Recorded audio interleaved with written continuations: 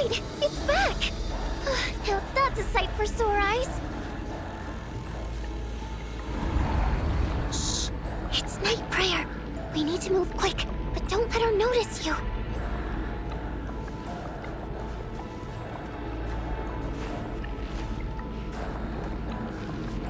Look out!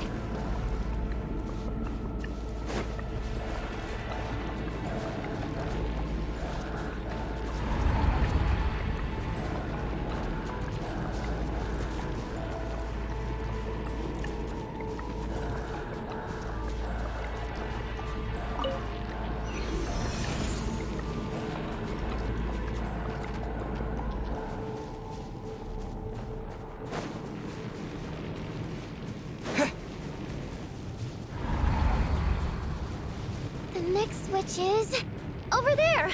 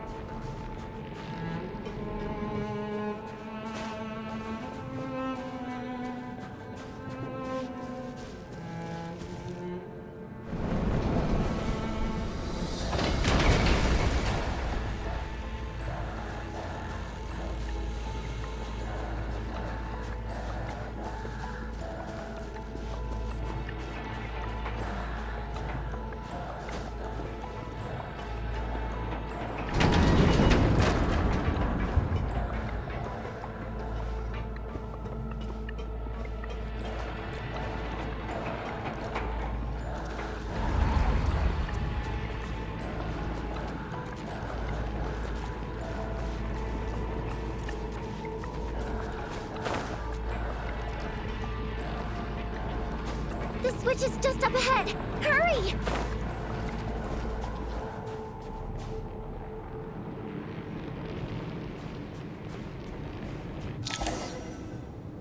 It's too dark. We're not gonna make it. Come on, faster!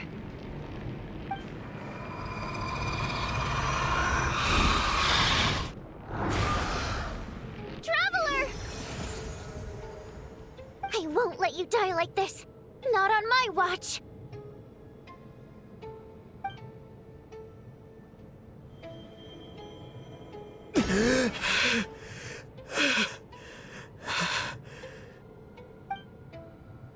Even though it's not permanent, dying is definitely not a pleasant experience. Great.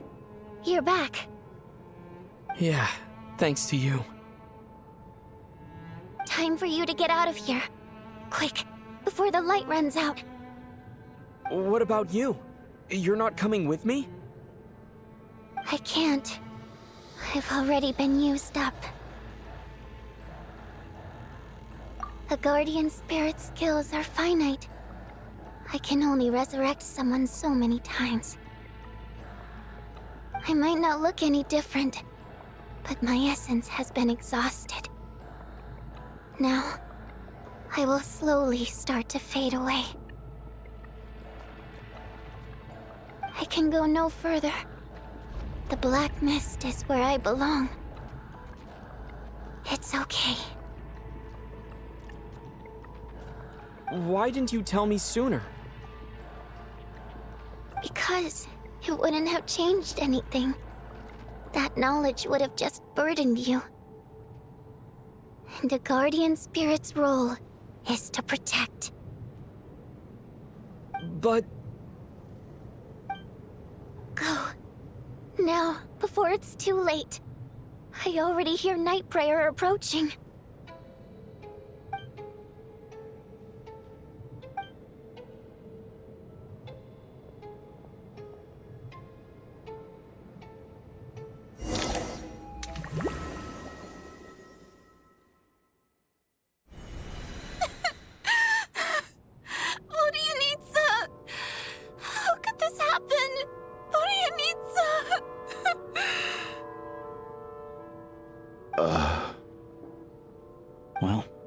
I guess there's no need to inspect the body.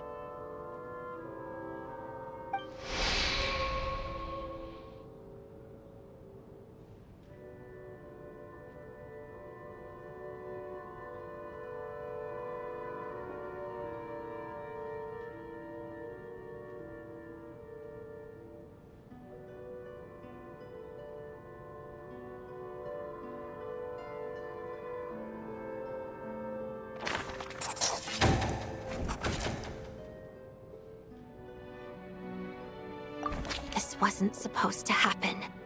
You lied to us, didn't you, Chuganov? You've been lying from the start. Take a long, hard look at yourself before you go around accusing other people. I suspected you on day one, Lelik, and now look where we are. By some strange coincidence, you've never been targeted. You just happen to have survived this long? No, you should be the prime suspect. And you, little hunter, ever so content with staying on the sidelines. Yet, you were the one who stopped us from leaving from the start! Why are you trying to keep us here? Now you're just lashing out indiscriminately. That's either a sign of anxiety or a guilty conscience. Where was all this passion and bravado before? Decided to fight until the bitter end. Is that it? Is that a threat? Fine, bring it on. You think I'm afraid to die after all this? You want to kill me? Go ahead. I'd like to see you try. After all the trauma of the past few days, everyone's been pushed to the breaking point. Valeria and Mitya aren't here anymore. Someone else needs to step up and take charge. But first, I need to think this through. Considering everyone left, who's the most likely candidate for the deceased?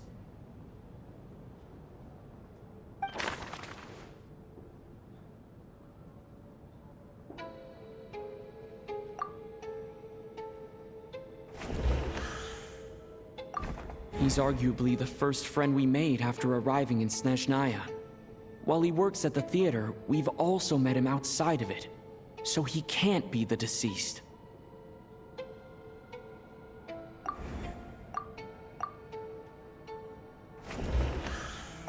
I clearly remember Mr. Chuganov from the first time I visited the theater. He made quite an impression. That was just a few days ago, so he's unlikely to be the deceased.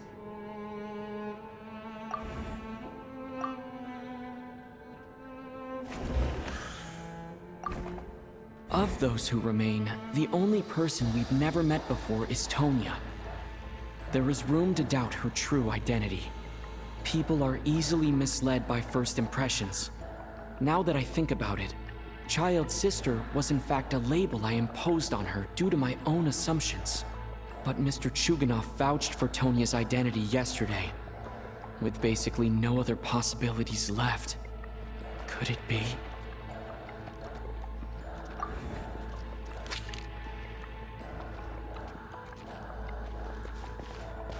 Tonya, how's Tusser been lately? Tusser? Your brother Ajax must have mentioned me in his letters home, right? Did he say anything about a blonde traveler? No. And my brother's name is Razik, not Ajax.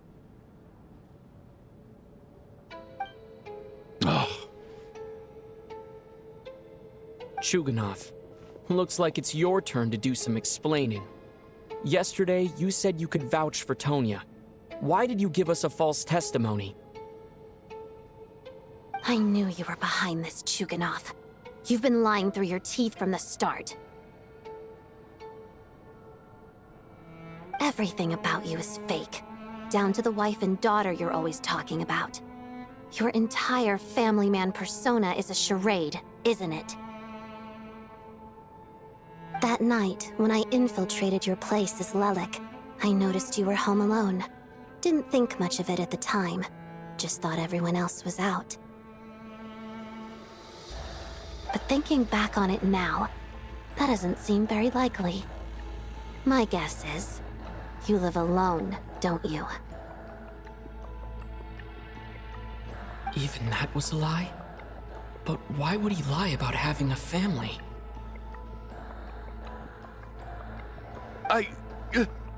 Oh! Curses! Oh, why is there no end to this blasted snowstorm? If it would just stop! If it would just stop. I think I remember now. I know how I ended up here. It feels like a distant memory. But at the same time, it's just like it was yesterday. The reason I'm always coughing is because I got sick with frostbite. The locals usually call it the snow cough. It's not a very common illness.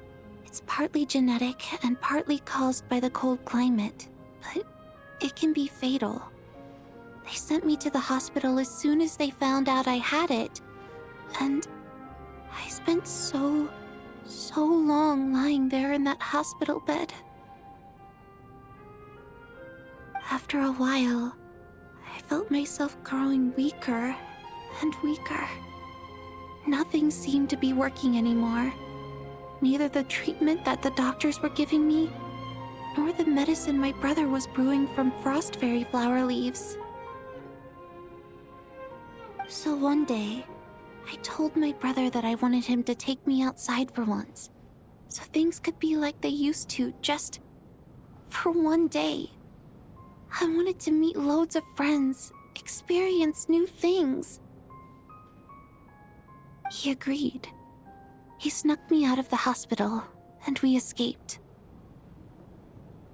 We got to the theater, bought tickets, and went inside. Oh, it was all so exciting. I remember the show very clearly. It was amazing. But I found myself getting sleepier and sleepier. Oh, Tonya. When I woke up, I couldn't find my brother anywhere, so I guessed he'd already left. But there's no way he'd leave me behind. So I decided to stay here and wait for him.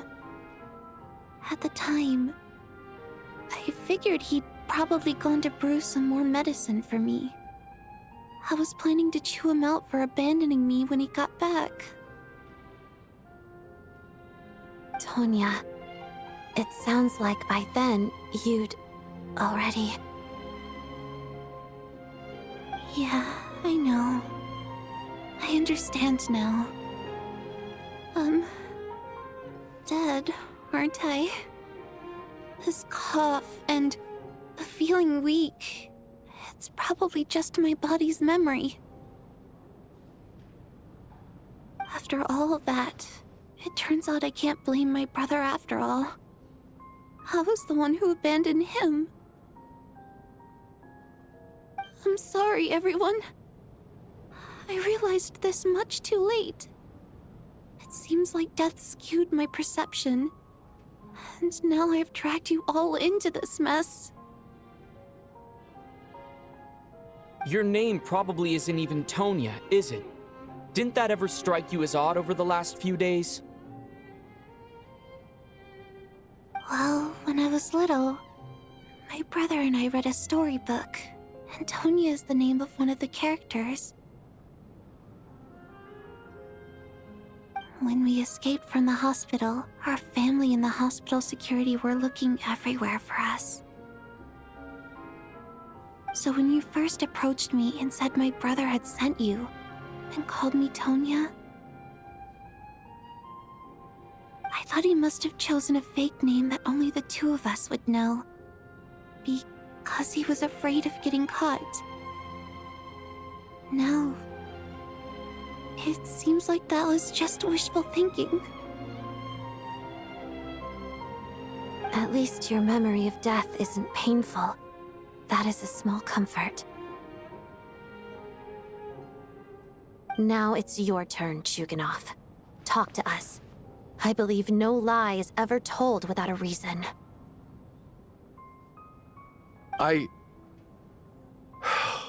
You're right. I was lying. I happened to know that the Harbinger child and his sister Tonya managed to get tickets, so I lied to you and pretended I knew them. And yes, I was lying about my family too.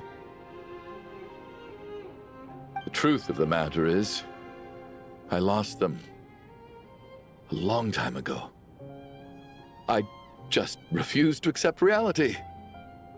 And now I've spent the second half of my life living a lie. I'm a joke. My daughter's name was Iskra. And before you ask, yes, Iskra, as in Iskra Manufacturing Plant. She also died from the snow cough. She was just 6 years old. If she were still alive today, she'd be around the same age as little Tonya here. After Iskra passed, my wife couldn't bear to face those memories either. So she chose to start a new life without me. One day when I came home from work and saw the empty room, I felt like I couldn't breathe. Subconsciously, I started to imagine that they were still there. I soon discovered that this was the only thing that made me feel any better, so I just embraced the delusion. Nothing more than a pathetic means of escapism, I know. But at least it's not a crime. So explain your false testimony, then. The night before last, when I was chatting with Tonya, she mentioned that her brother would brew medicine for her from frost fairy flower leaves. Combined with her various symptoms, I suddenly understood everything, including the fact that she was deceased. The snow cough used to be an incurable illness. I would pick frost fairy flower leaves to brew medicine for Iskra too. It took hours and hours on the stove. But the year after my daughter passed away, the jester of the Fatui announced that a cure for frost blight, also known as the snow cough, had finally been developed. It turned out that all previous treatments were completely ineffective. No better than random concoctions. That was the final straw for me. I just couldn't take it anymore. Just one more year. One more year, and everything would have been okay. So, more than anyone, I know full well that in this day and age, no one in their right mind would still be using frost flower leaves to brew medicine for the snow cough. Poor Miss Tonya, therefore, had to have been from an era when snow cough was still a terminal illness. So, you projected your daughter onto her? Even though you knew she was one of the dead? That doesn't make any sense. You knew she was already dead. What did you hope to achieve by protecting her? I just don't believe in your crackpot theories, nor do I approve of your actions. How can you just declare a living person dead and throw them out into that snowstorm? Nitia's gone. My good buddy Shram's gone. And now it's Tonya's turn, isn't it? The others I can make my peace with, but little Miss Tonya, here she is, standing right in front of us, alive and breathing, and fighting her own battles. Yet you're quite happy to say she's dead? I just want her to live. Once this snowstorm is over, the very moment it stops, I'm going to march out that door and find someone who can fetch the very best medicine for her snow cough. I'll be damned if I'm gonna let you cast her out into the snowstorm before I have the chance to cure her. Not again! Not this time! Not when the cure is right within our grasp! I'd never be able to forgive myself. Mr. Chuganov, stop. I can't let you do this. Tonya. By the sounds of it, you've known I was dead since the night before last, right? I really liked Mr. Valeri, Mr. Mitya, and Miss Vodyanitsa. And now they're all dead because of me. I'm not happy about that. The reality is, you've been trying to fight your own demons through me. But all you've really done is trap me inside your delusion along with you. No! Listen to me. I want to save you. I do! Well, at this point, I'm quite sure that I'm dead. I don't need to be saved. The time I got to spend with all of you is more than enough for me. Despite all the bad things that kept happening, I got to meet so many interesting people and spend so many days and nights by your side. Since the day I escaped that hospital until now, this has been an adventure I never even dared to dream of. I'm very fond of you all. If it were only possible, I'd trade my soul to bring back the ones who died. If it meant things didn't have to end like this. And that's why I'm not fond of you at all, Mr. Chuganov.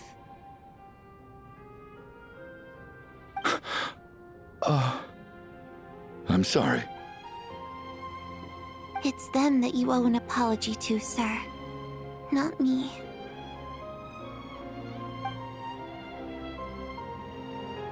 Well then, I suppose this is it.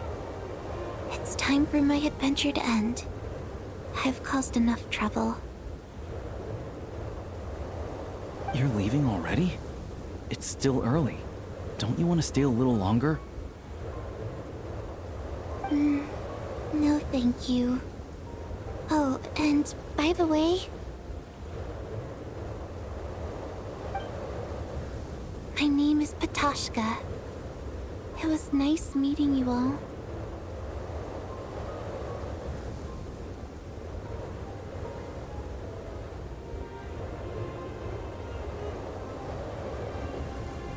Feels strange that we're only being properly introduced now that it's time to say goodbye. Tashka?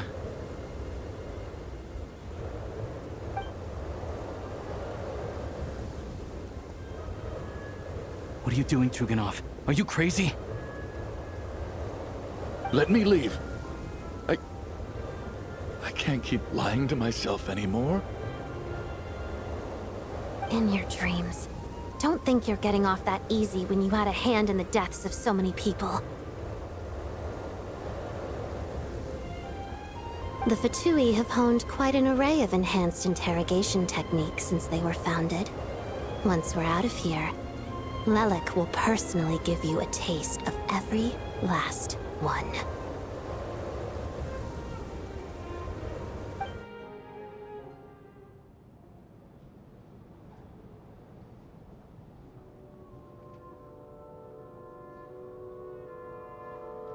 I think we should leave. I doubt this snowstorm is ever going to stop. For all we know, this storm might have destroyed all of Snezhnaya by now. Maybe even the whole world.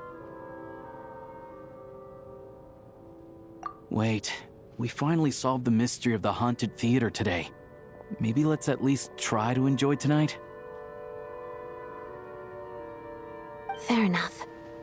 I don't particularly feel like dying in Chuganov's company anyway. And yet you won't let me die first. Hey, Chuganov, on a serious note, if we do make it out of here, you should close down that factory of yours. A lot of people are freezing thanks to you. Is this really the time to be discussing my factory?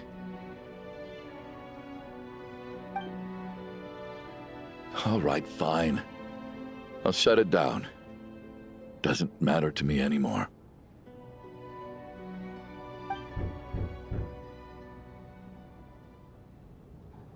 Am I hearing things? Or was that a knock at the door?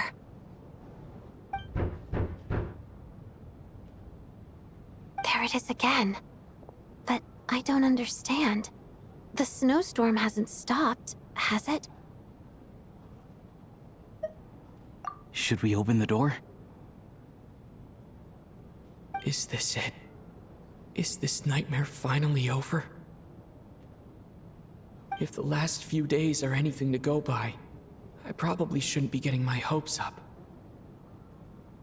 Whatever lies beyond that door at this moment, it could be something even more terrifying than everything we've been through so far.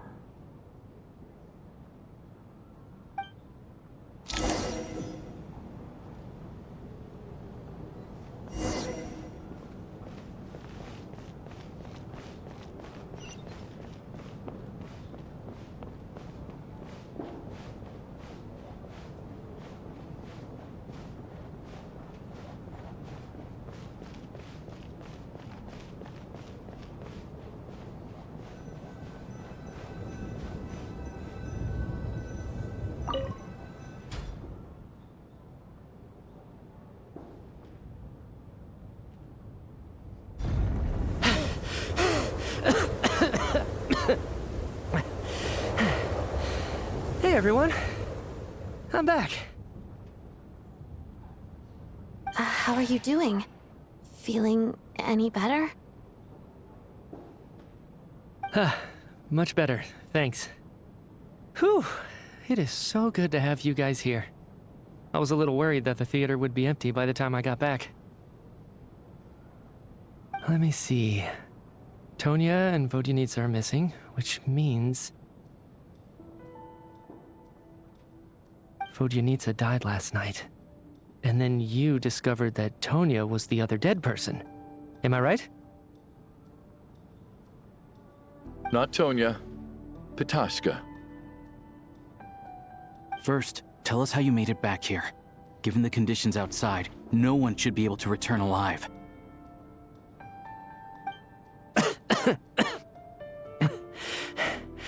You're right. The thing that got me back safely was... a song. I heard someone singing. After walking into the snowstorm, my mind grew hazy. I don't know how long I walked through the storm before my mind completely slipped away. Then, suddenly, I heard the sound of singing. The voice instantly brought me back to my senses, and I regained consciousness. So I followed the voice, searching for the source of the singing. I searched and searched, until finally, just a few moments ago, there was the entrance to the theater, right in front of me.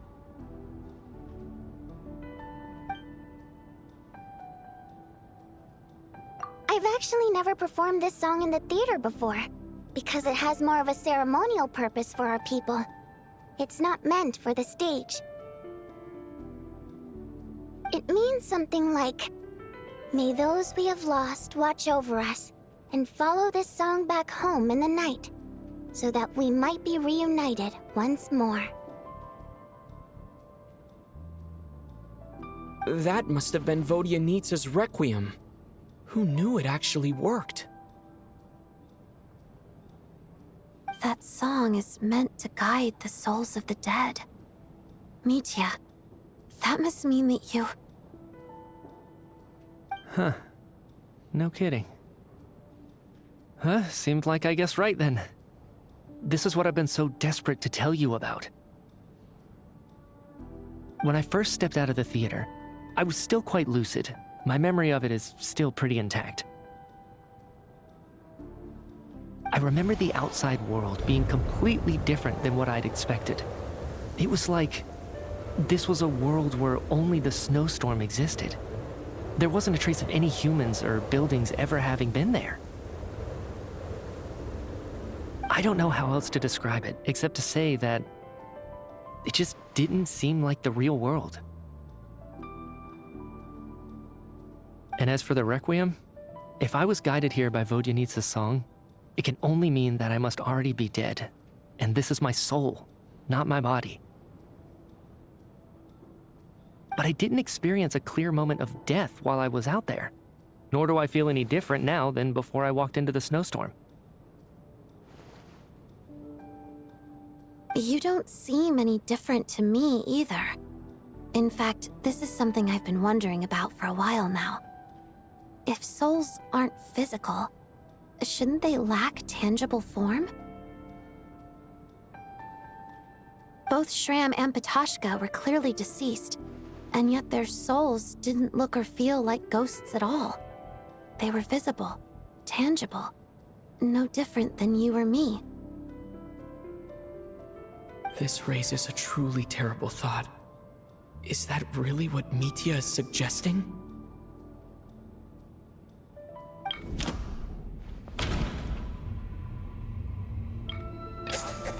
Mitya's soul was summoned back by the Requiem, confirming that he is indeed already dead. And yet, he looks no different from us. Of course, if even the long-deceased like Mr. Shram can blend in with us undetected, then maybe we've all been dead from the very start. And all of us are now souls wandering the theater.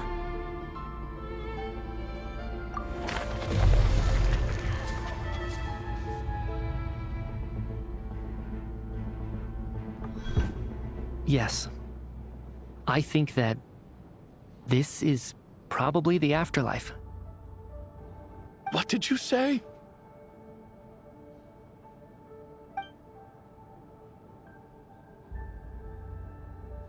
You heard me.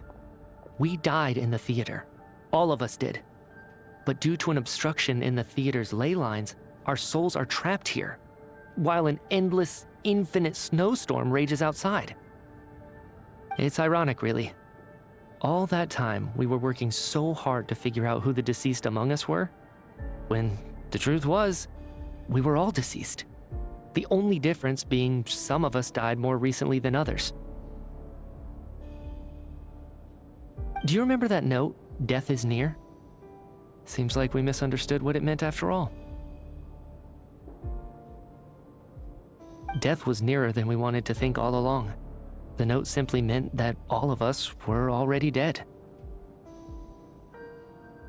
So all our attempts to survive, our search for the deceased, it was all for nothing?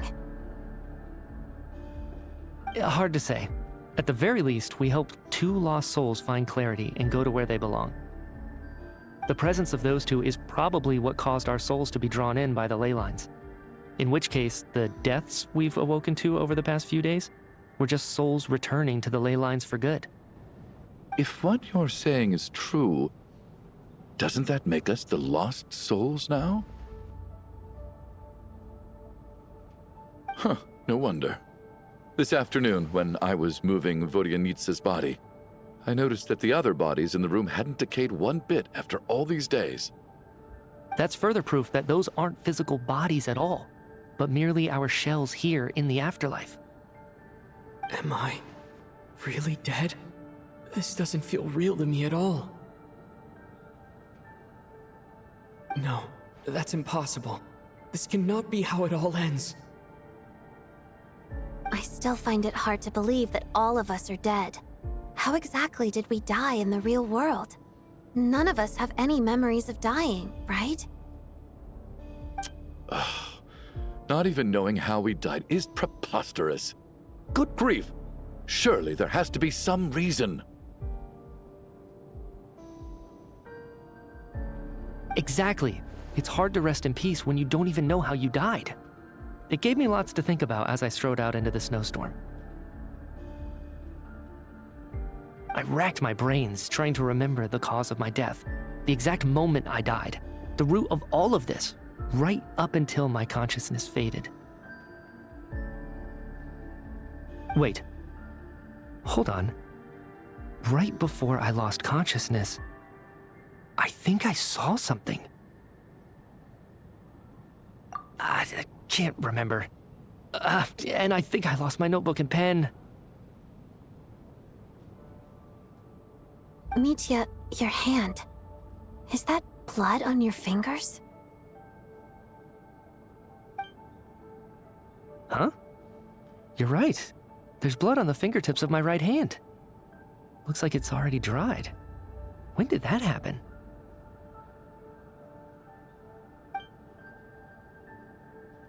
What the? I guess this was what I saw. I must have desperately drawn it in my own blood right before losing consciousness.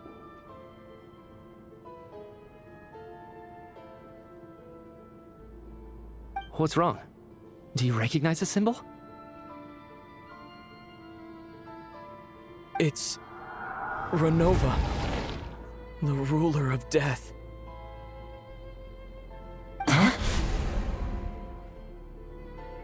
Alosha, do you still remember that Snezhnayan folktale you told me about? It was about the Grim Reaper. When someone's about to die, he appears as an incarnation of someone familiar to guide their soul into the afterlife. And as soon as you recognize his face, your life is over. I heard a similar tale when I was little. You think the Grim Reaper in this story refers to the ruler of death you mentioned? That's right.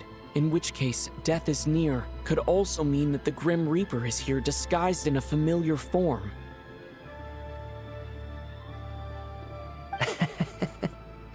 Death, the deceased, and the Grim Reaper?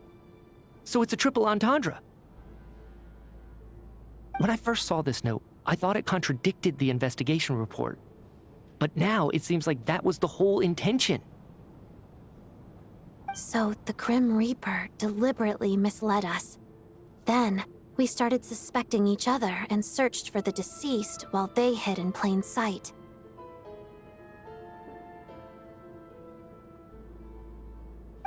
By that logic, the one person most likely to be the Grim Reaper incarnate is...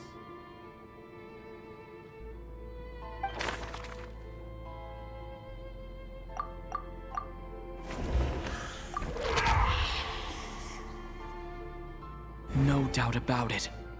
It's Alosha. Looking back at how everyone has acted over the past few days, Alosha is most likely the Grim Reaper lurking among us.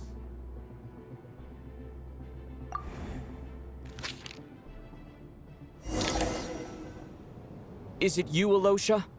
You were the first to discover the investigation report, and you had plenty of time to slip the note inside to mislead us. So?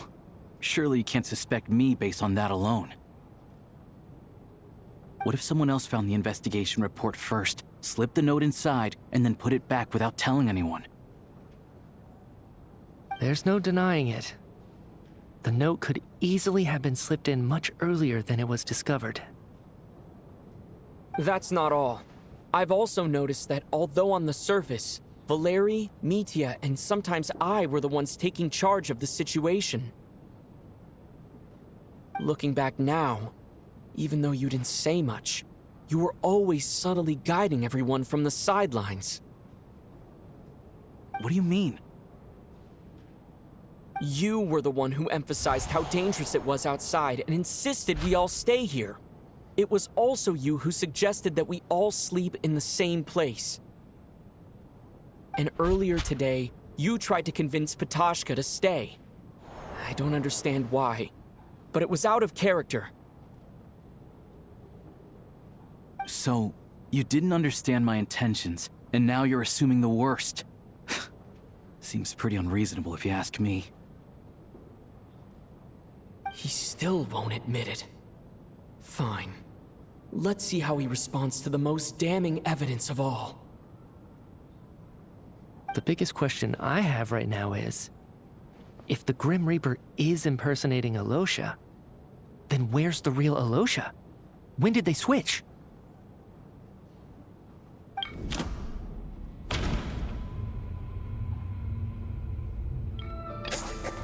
That's right. This was the moment. Right at the start. Before any victims had even emerged, Alosha was switched with the ruler of death while everyone's guard was still down.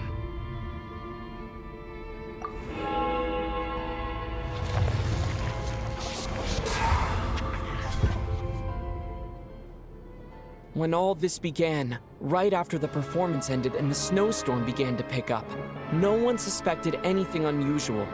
We just assumed we were snowed in. It wasn't until we discovered the bodies the morning after that we realized something out of the ordinary was going on. But it's clear now that the oddities actually started earlier than that, when Dimov walked into the snowstorm and never came back. Right. So Mr. Dimov was the first victim, not Sobolova and Torgov. And if we pinpoint that moment as the beginning of this incident, then one thing becomes clear. Alosha, you are the only person who walked into the snowstorm and came back without the help of Vodyanitsa's Requiem. More precisely, Alosha never came back at all. The one who came back was the Grim Reaper.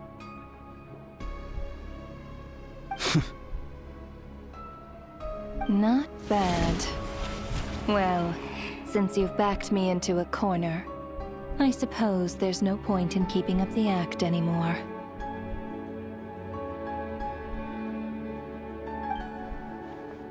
Alosha? You're the Grim Reaper? I am no such tired cliché. Mortals should address me as the ruler of death. Before being wiped out for good, you identified the two deceased, and even sensed my presence.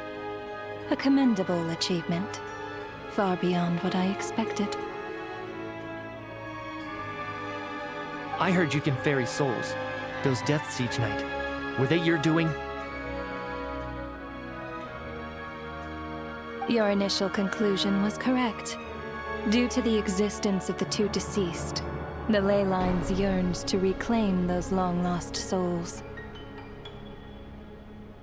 Every night, they devoured an equal number of souls to fill the void. This required no intervention from me. Though, of course, ferrying souls is indeed my authority. Here, take a look.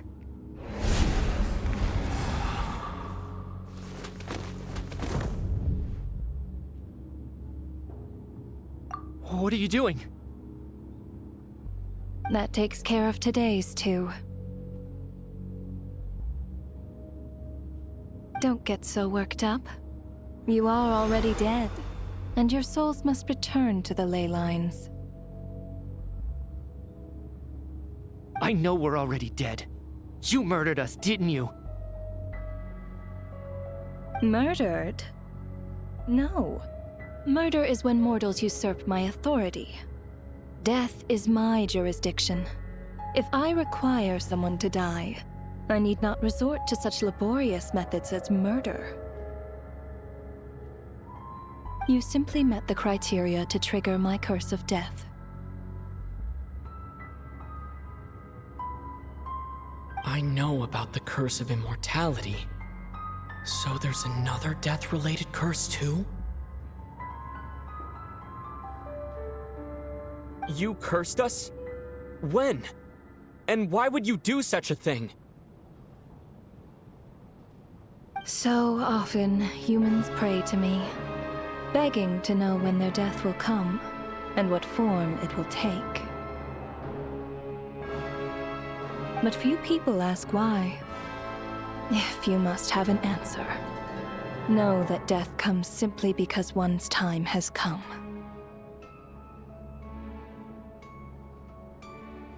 So you're not gonna tell us the truth?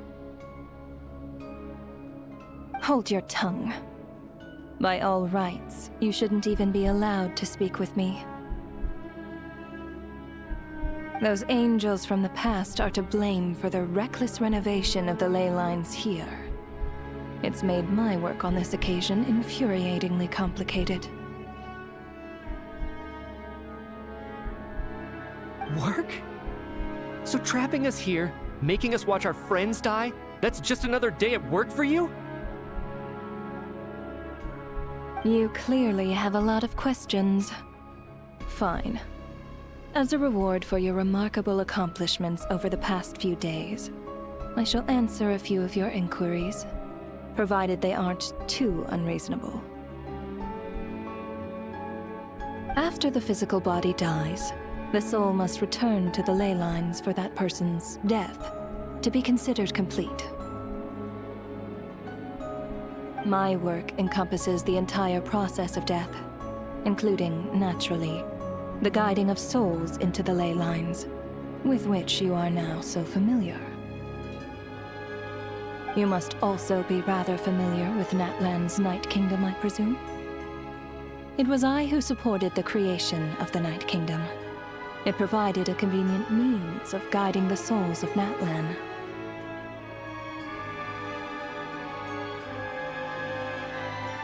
Here, too, the ley lines connected to the theater underwent some modifications.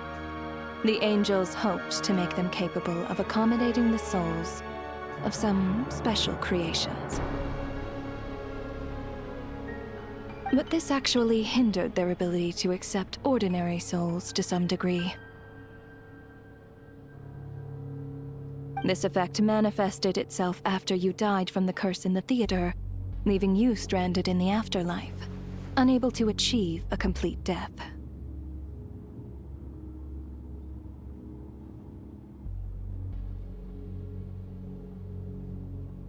But if souls who die from the curse of death fail to return to the ley lines within a short window of time, they will miss their chance for good.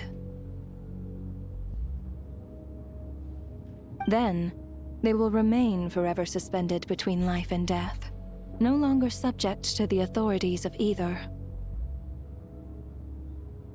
So if you don't resolve this matter soon, and see all our souls return to the ley lines before long, we'll escape your control.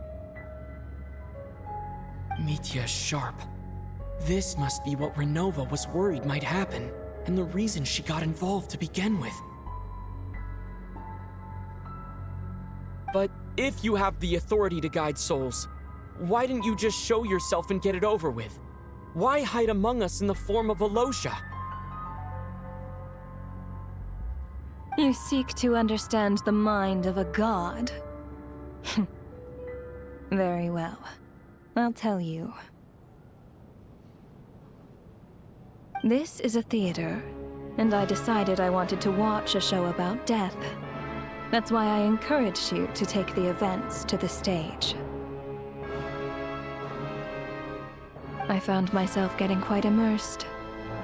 I suppose the entertainment you provided makes up for all the trouble you've caused me by being so defiant in the face of death. There. Are you happy with my answer?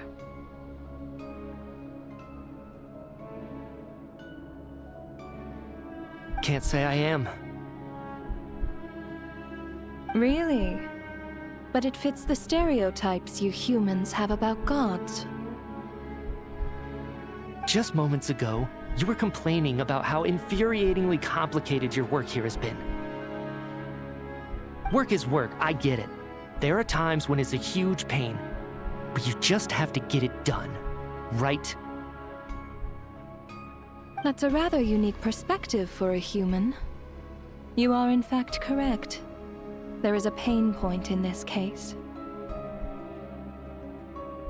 Due to the obstruction in the theater's ley lines, there is a hard limit on the number of souls they can receive each day, making it impossible for me to ferry all your souls at once. Revealing my identity too soon would inevitably have led to futile resistance, and there was a risk that any souls who chose to run would disappear. Then there was the issue of the two lost souls you called the deceased. The way you resolved that quandary was all part of my design. That's what I don't understand. If all of us were souls of the dead, what made their presence among us special? For centuries, they have refused to return to the ley lines, exploiting the issues created by the angel civilization to resist being drawn in. Centuries of obsession accumulated during this process. You may think of this obsession as the resentment of the dead, and in this quantity, it was a bomb that could have detonated at any moment. It reached the point where I could not afford to leave it unchecked.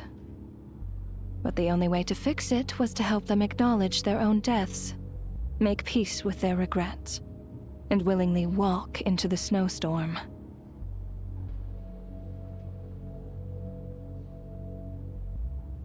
Only then, with my guidance, could they finally return to the ley lines.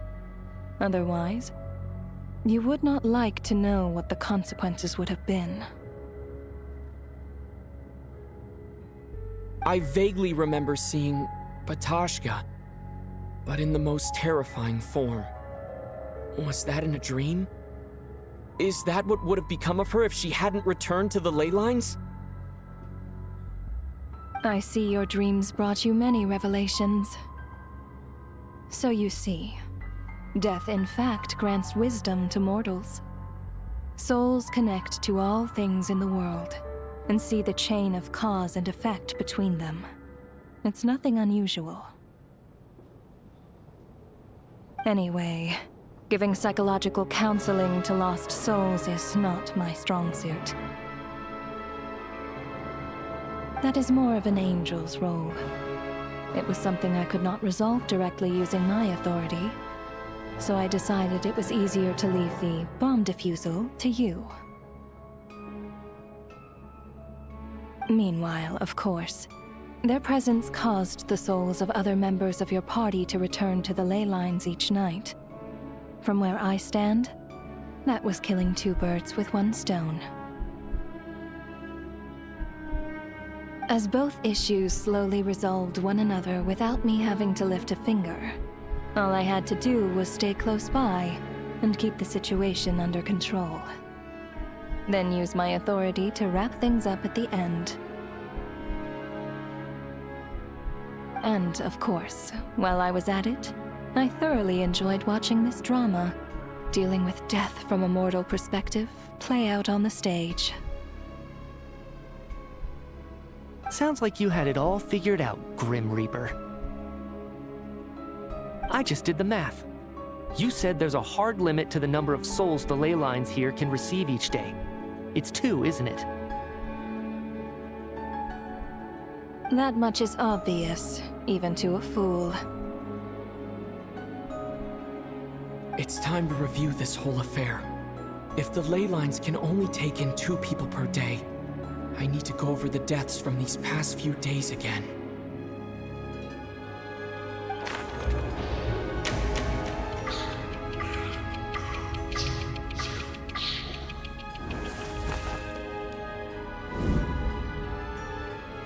Looking back now, none of us had the faintest idea at the time. From the moment that staff member named Demoff walked into the snowstorm, the incident had already begun.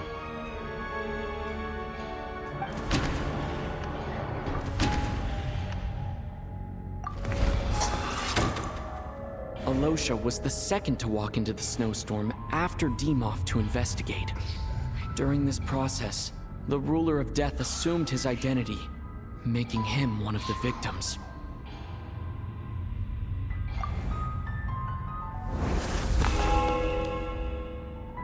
During our first night in the theater, everyone was caught up in the novelty of it all.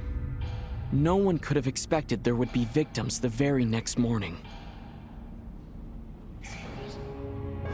Despite all the confusion, and with the help of hindsight, we finally began to realize that something was amiss with the snowstorm.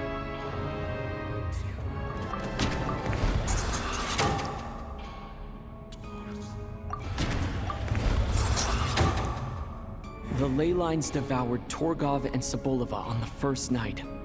At the time, we thought this might be a murder case connected to Lelik.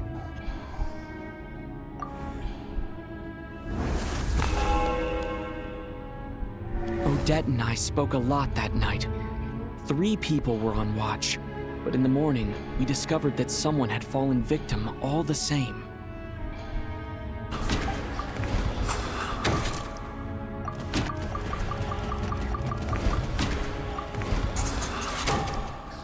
The deaths of Kulish and Rampana caused everyone to stop suspecting Lelik. Unexplainable phenomena occurred one after another, leading Mitya to suspect that we were caught up in a supernatural event.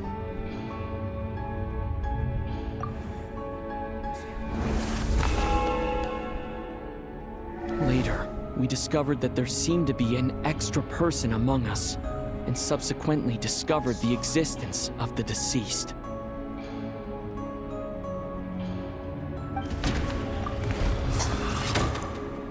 Mr. Schramm realized he was the deceased and walked into the snowstorm to return to the ley lines of his own accord. It turns out there really was a dead person among us.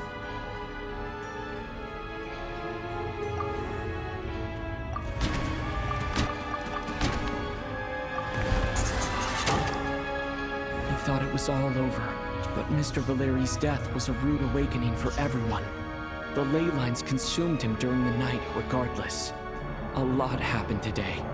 Mr. Valeri's death led us to discover the connection between the number of deceased and the number of victims during the night.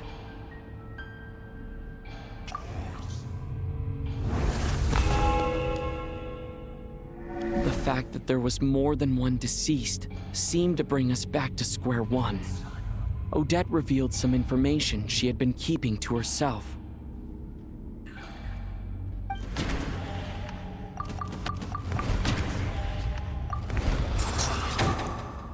Vodyanitsa was swallowed by the ley lines in her sleep, but the requiem she sang before falling asleep was quite a game changer.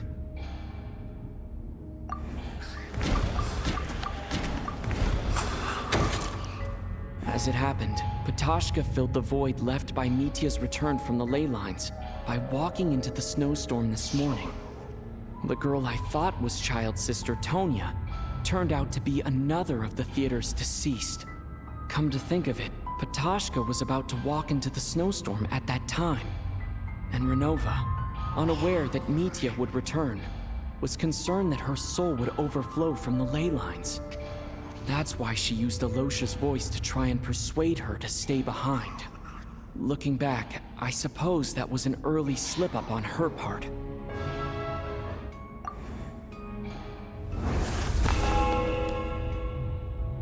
No one could have expected anyone who walked into the snowstorm to return. But just after nightfall, Mitya returned, bringing crucial information with him. Various truths began to surface, including that all of us were already dead, and that the ruler of death was here among us. Then, after revealing her true form, Renova callously claimed 2 souls.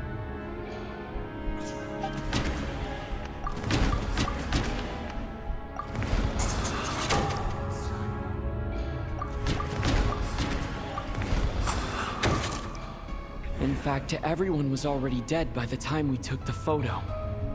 And in the days since, we've experienced many more partings in the afterlife.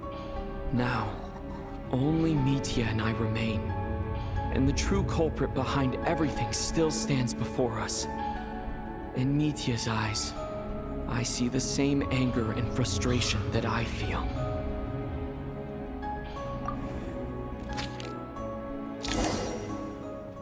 That covers everything. It's all clear now. Your work isn't finished here yet, is it? The Traveler and I are still standing here, safe and sound. The Water Imp's song threw things off a little. but it is of no consequence. The ley lines have already anchored your soul, and the first ray of light tomorrow morning will take you back. I, meanwhile, need to review my attitude towards the Water Imp race. So the reunion in the night that Vodyanitsa mentioned, I suppose that was never meant to be a permanent reunion. That just leaves you, traveler. My power only allows me to temporarily separate your soul from your body.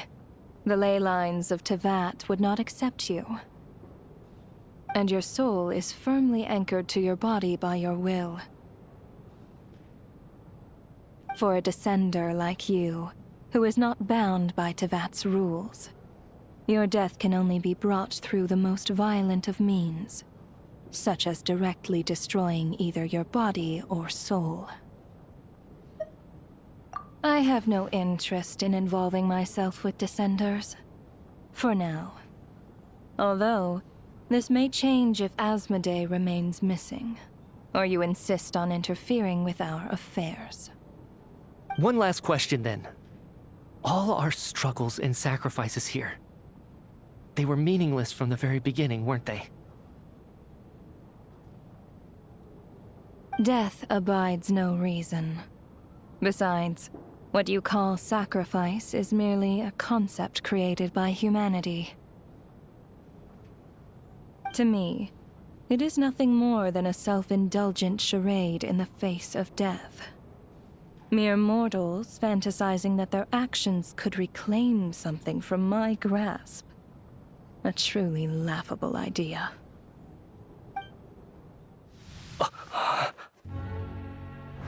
Grim Reaper, you really know how to get on my nerves. I'm not here to ingratiate myself with you. I kill merely because your deaths are necessary. Oh, you've made that quite clear. But humans don't take well to being scorned. Not even by the gods.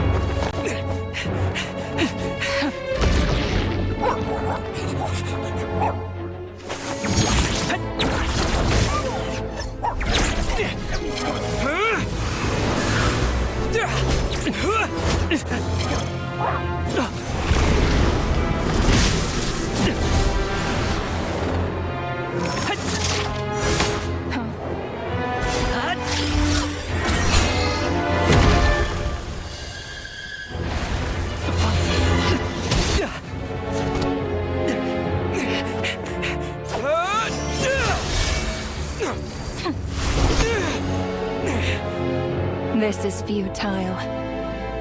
You must know that you are powerless against me in my own domain. I suggest that you save your strength. For what? Maybe we can't change it. But if nothing else, we can at least teach you to have some respect for the dead. Audacious.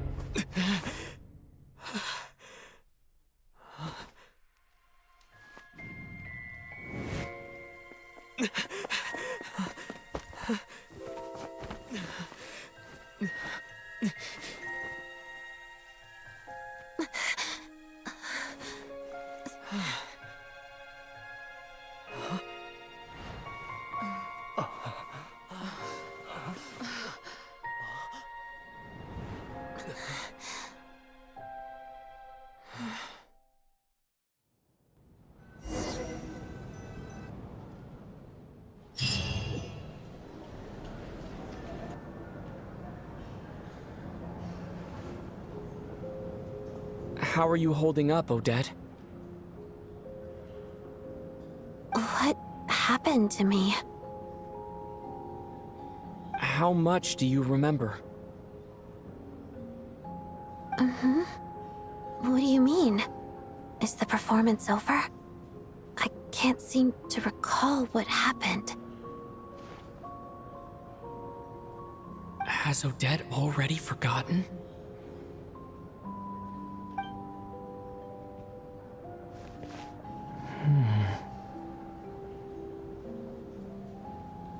Mitya? Oh, I'm sorry. I guess I spaced out there for a second. Remind me who you are? Don't you remember anything?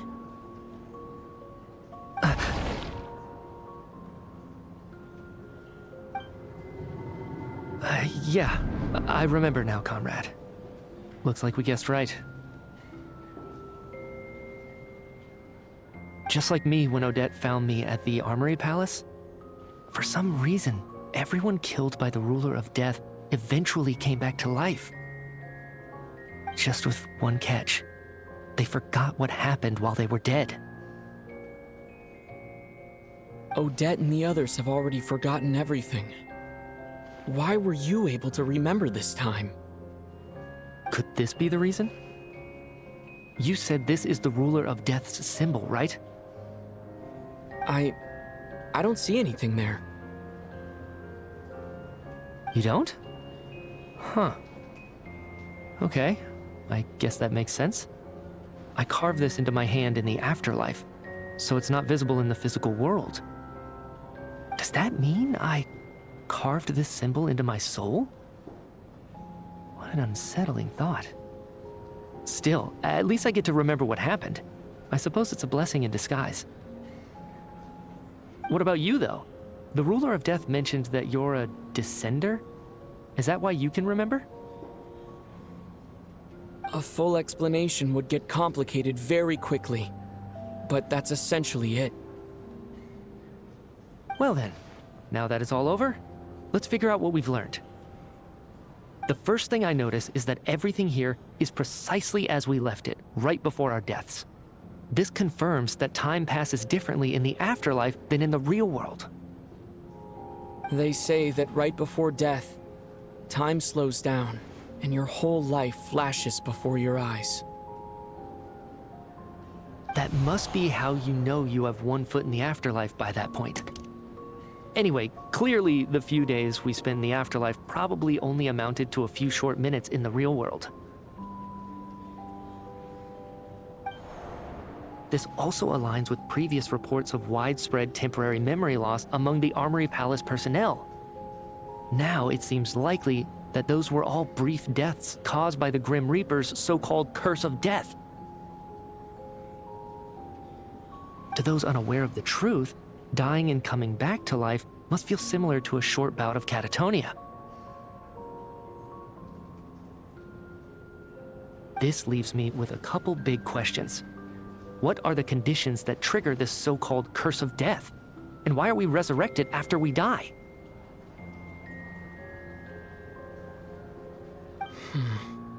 If nothing else, I think it shows that killing us wasn't her ultimate goal. We still don't know her true reasons for subjecting us to death. Right. This time only got complicated because of the situation with the theater's ley lines. That's why she had to approach it differently. If the previous incidents of amnesia among the researchers are anything to go by, killing us is usually a pretty routine matter.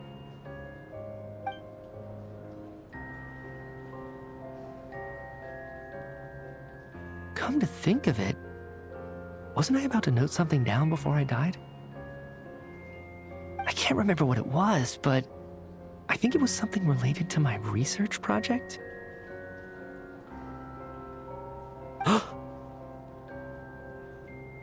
Sorry, Traveler. I'll catch up with you again later.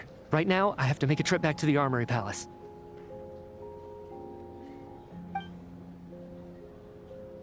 Sir, if I may, no one of your description has ever shown up in my investigations into Mr. Mitia's friends. Yet, you two seem very familiar with each other. Could you perhaps tell me where he was in such a rush to get to? And, by the way, have we ever crossed paths? Forgive the presumptuousness, but I feel a vague and indescribable sense of familiarity about you. I can explain everything. Could you help me gather everyone in the theater in one place?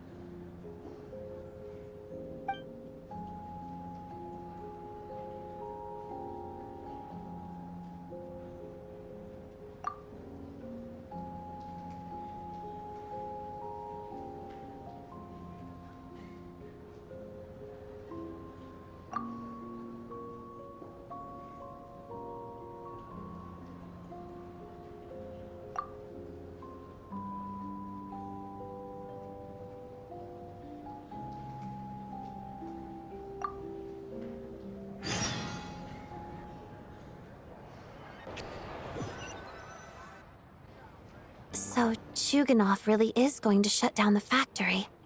I guess this theater incident actually did us some good after all. So, you said I promised to take you to the Armory Palace while we were in the afterlife, yes? I believe you. I think I even have a vague memory of it.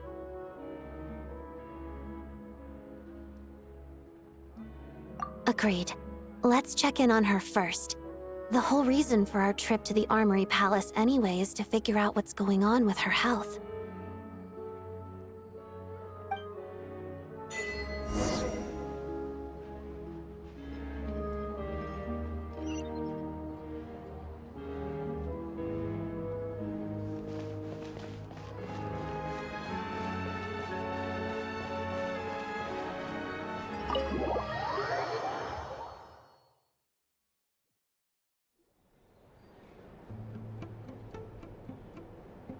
I'm finally back, even though a long time has passed from my perspective. As far as Paimon's concerned, I probably just went out to watch a very short show. I should keep my emotions in check when I see Paimon again, or it'll seem weird. Wait. The atmosphere here feels off. Shh. Stay quiet. Let's go inside and take a look.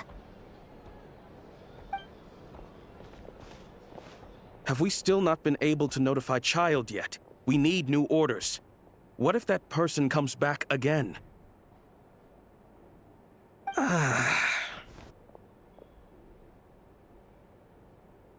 I'm so sorry.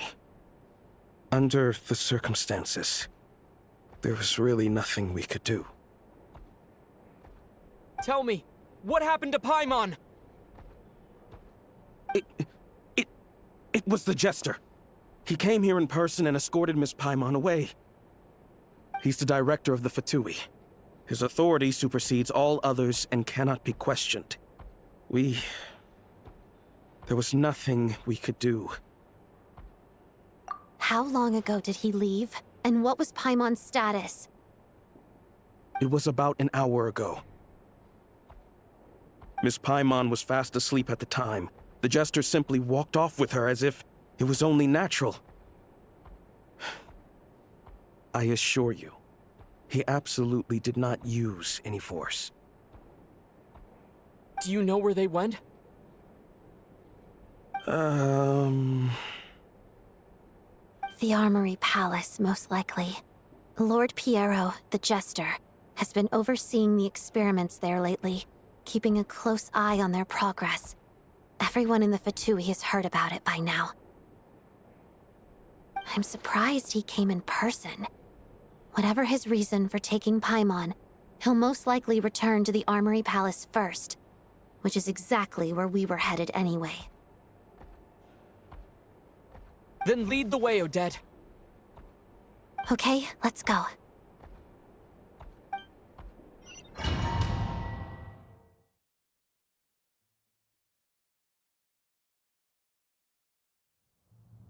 It's just up ahead.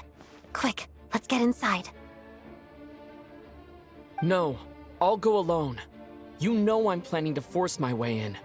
You're with the Fatui, so you should stay outside. I was hardly planning on taking you through the official channels anyway. I'm here to force my way in, just like you. I may be a Fatus, but I'm also Lelik, enemy of Project Stuja. Paimon's safety is paramount right now. With me around, you'll have an extra pair of hands. There might be devices inside that are easier for an insider to deal with. If you say so. Let's go. There's no time to hesitate.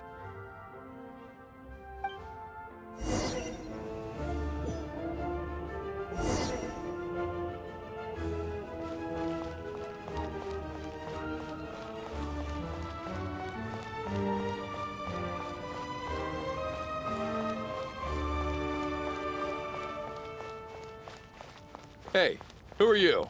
This part of the Armory Palace is under restricted access. What do you think you're doing? No questions, please. We're short on time.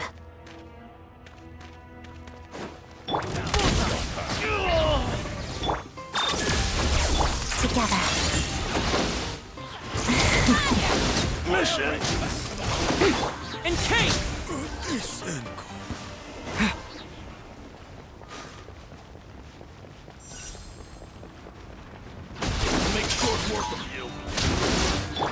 Defenses low, idiot. Shadow, potted death. Gun it!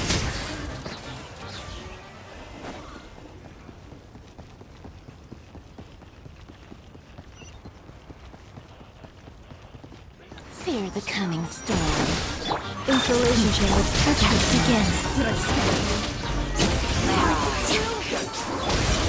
Condense!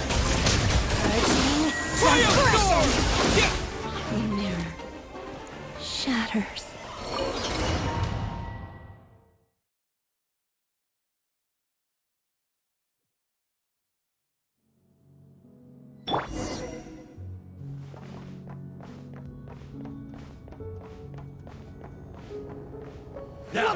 Do you have a pass? Where are you coming from? So, you're intruders, huh? Complain before it happens next!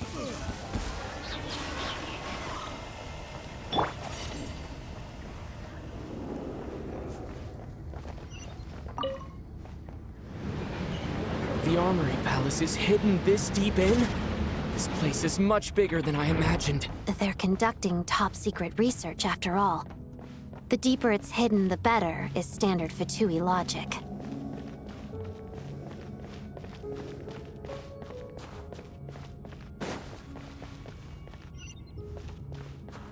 The style doesn't really look like the Fatui's handiwork, though. They must have requisitioned some structures from a past civilization.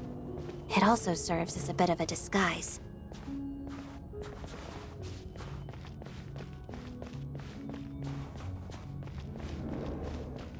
Intruders! Stay alert!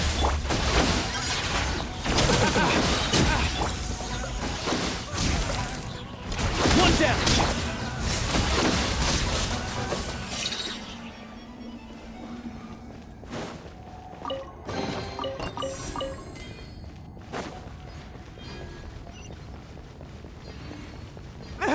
Intruders? Don't come any closer! Just what are you guys trying to do here? I'm short work of your skull! Crystalline Adagio.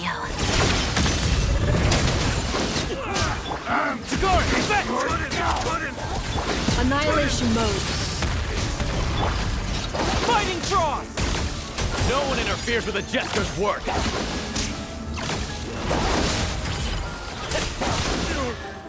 Pretty sharp.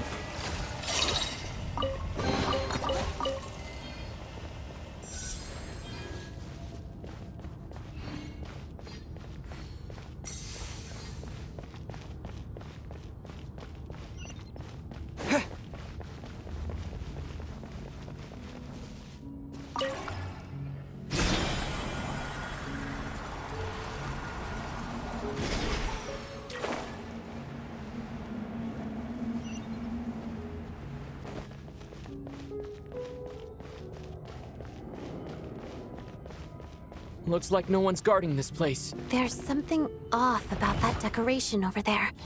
Look out! Let's deal with these before we move on.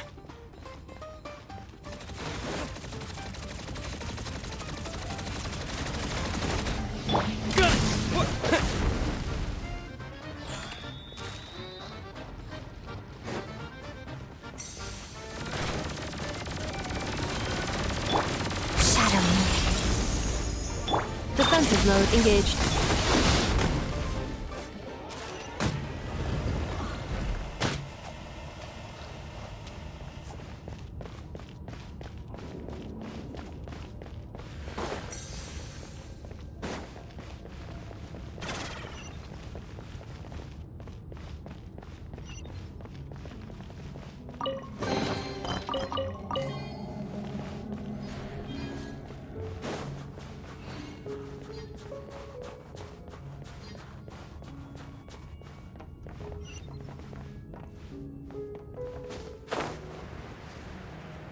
The researchers here probably don't know that we're uninvited guests. Let's try not to hurt them. What's the big star from the theater doing here? That's Miss Odette.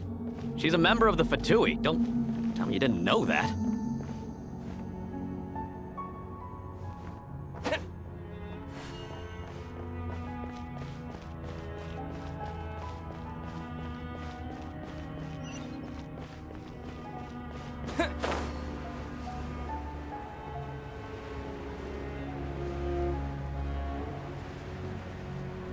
Was the whole reason for Project Stuja to support the research here at the Armory Palace? Just what are the Fatui and the Tsaritsa planning?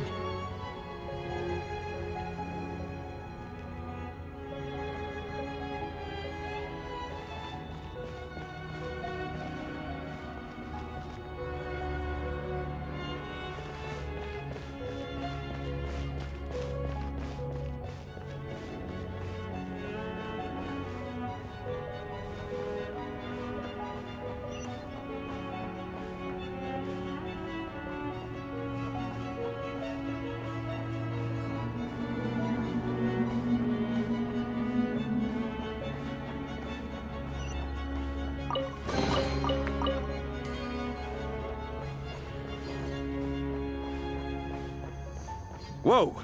Who are you? Never seen you around here before.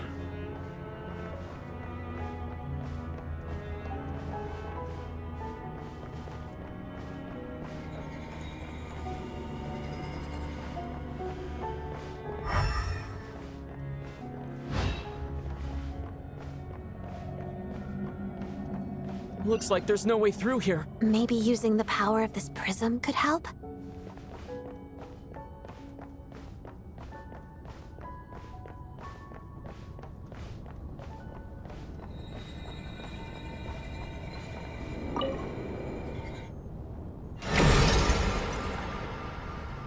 I think I see some images. It's the prism's power at play, causing images of the past to reappear, albeit only as illusions. Let's make our way through here. Paimon. And the Jester. Is this another scene from the past? Yes. It looks quite old, though. I don't think it happened in the recent past.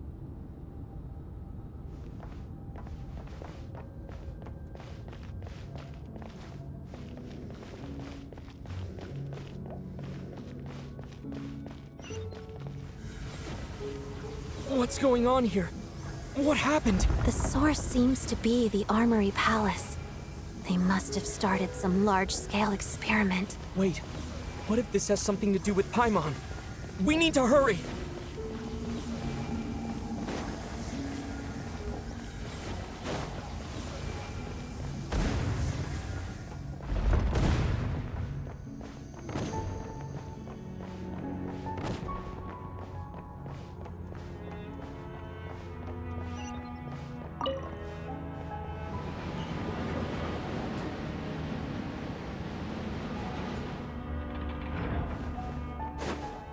We're almost there. The Armory Palace is just up ahead. Paimon, please be okay. Installation chamber. Together. mission.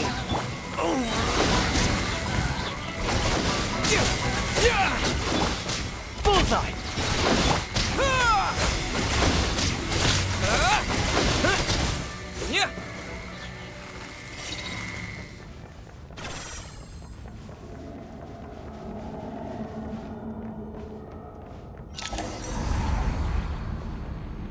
What's going on? Wait, I remember this feeling. It's the curse of death. No, no, not now! Why is the curse of death striking again already?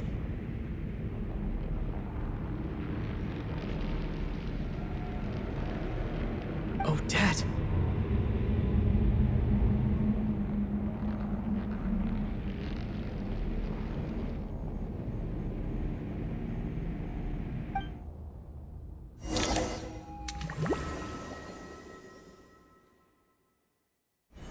Is this the afterlife again?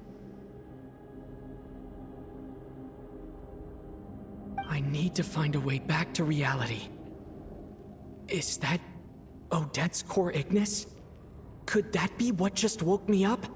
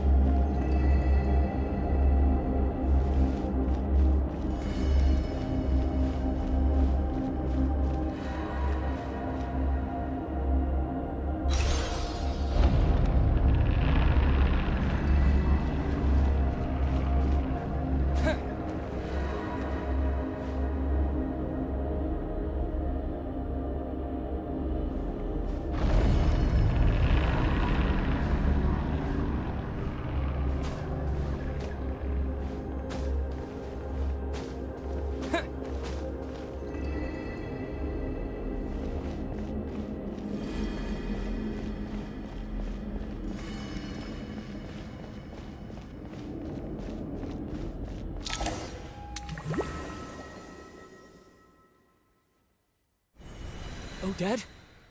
Odette! No signs of life.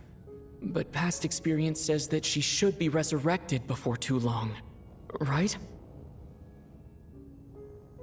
Did Odette intentionally use her core Ignis to guide my soul? I feel like something similar happened in a dream I had before. Thank you, Odette. If not for you, my soul wouldn't have found its way back to my body so quickly. And I might not have woken up so soon. But I'm sorry. I don't have time to protect you. I have to use the time you bought me to get Paimon back.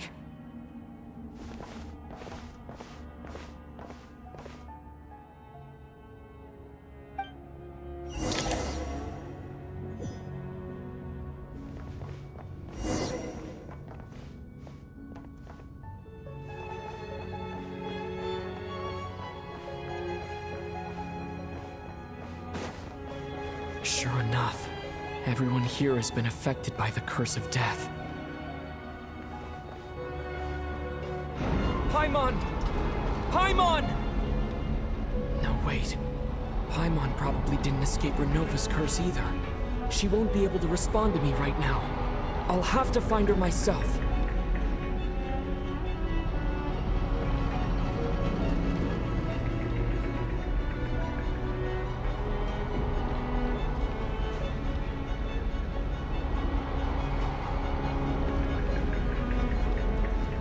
Nitya! Is this the laboratory he works in? What happened here to trigger the curse of death again so soon? I'll have to ask him when he wakes up. Finding Paimon has to take priority now.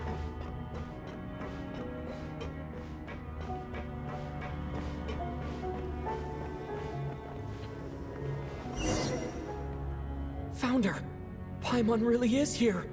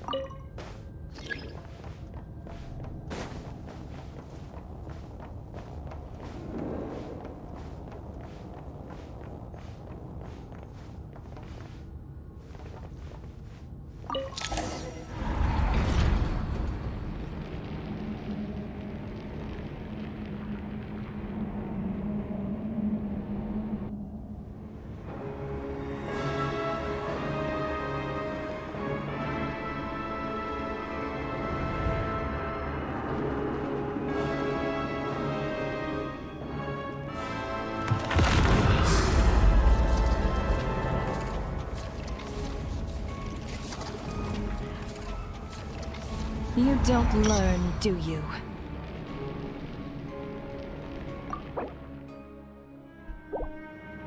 You've already been involved in one mass death, and now you show up at the scene of another.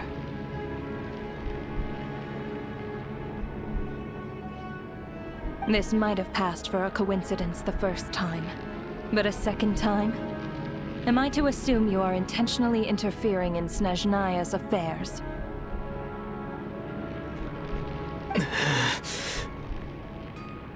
Judging by your expression, it seems that you understand little of what is going on here. In that case, a word to the wise. Do not interfere in Snezhnaya's affairs. A civilization that fails to learn its lesson constantly depletes its own worth. It will one day lose any reason for its existence. And as a descender, you are perfectly suited to be the lifeline to which a dying civilization might desperately cling. Consider your position carefully.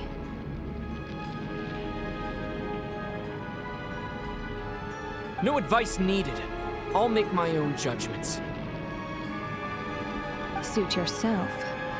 When the day of reckoning arrives, not even a descender can hope to escape unscathed.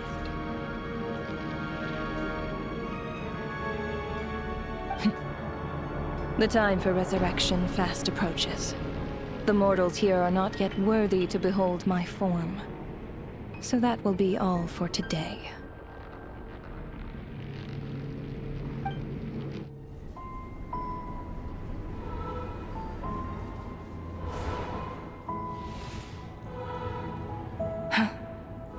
That thing is coming with me.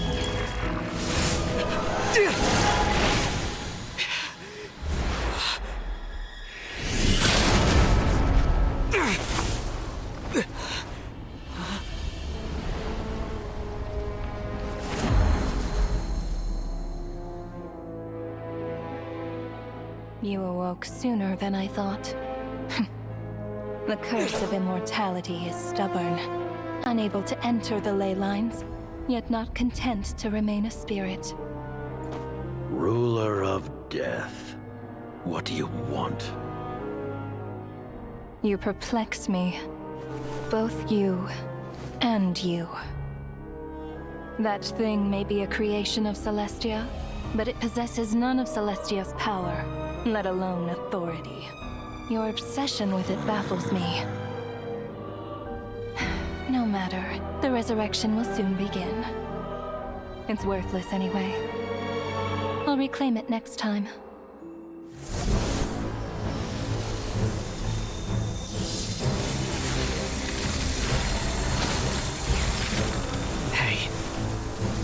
says there will be a next time.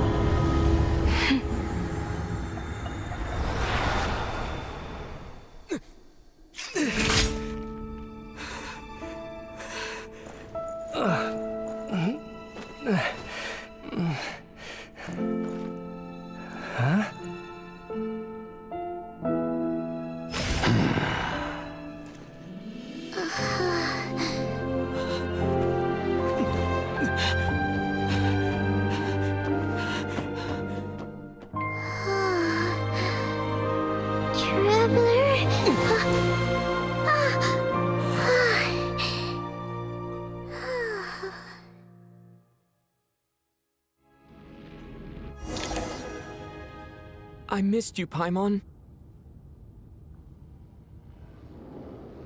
What are you talking about? We haven't even been apart for that long, have we?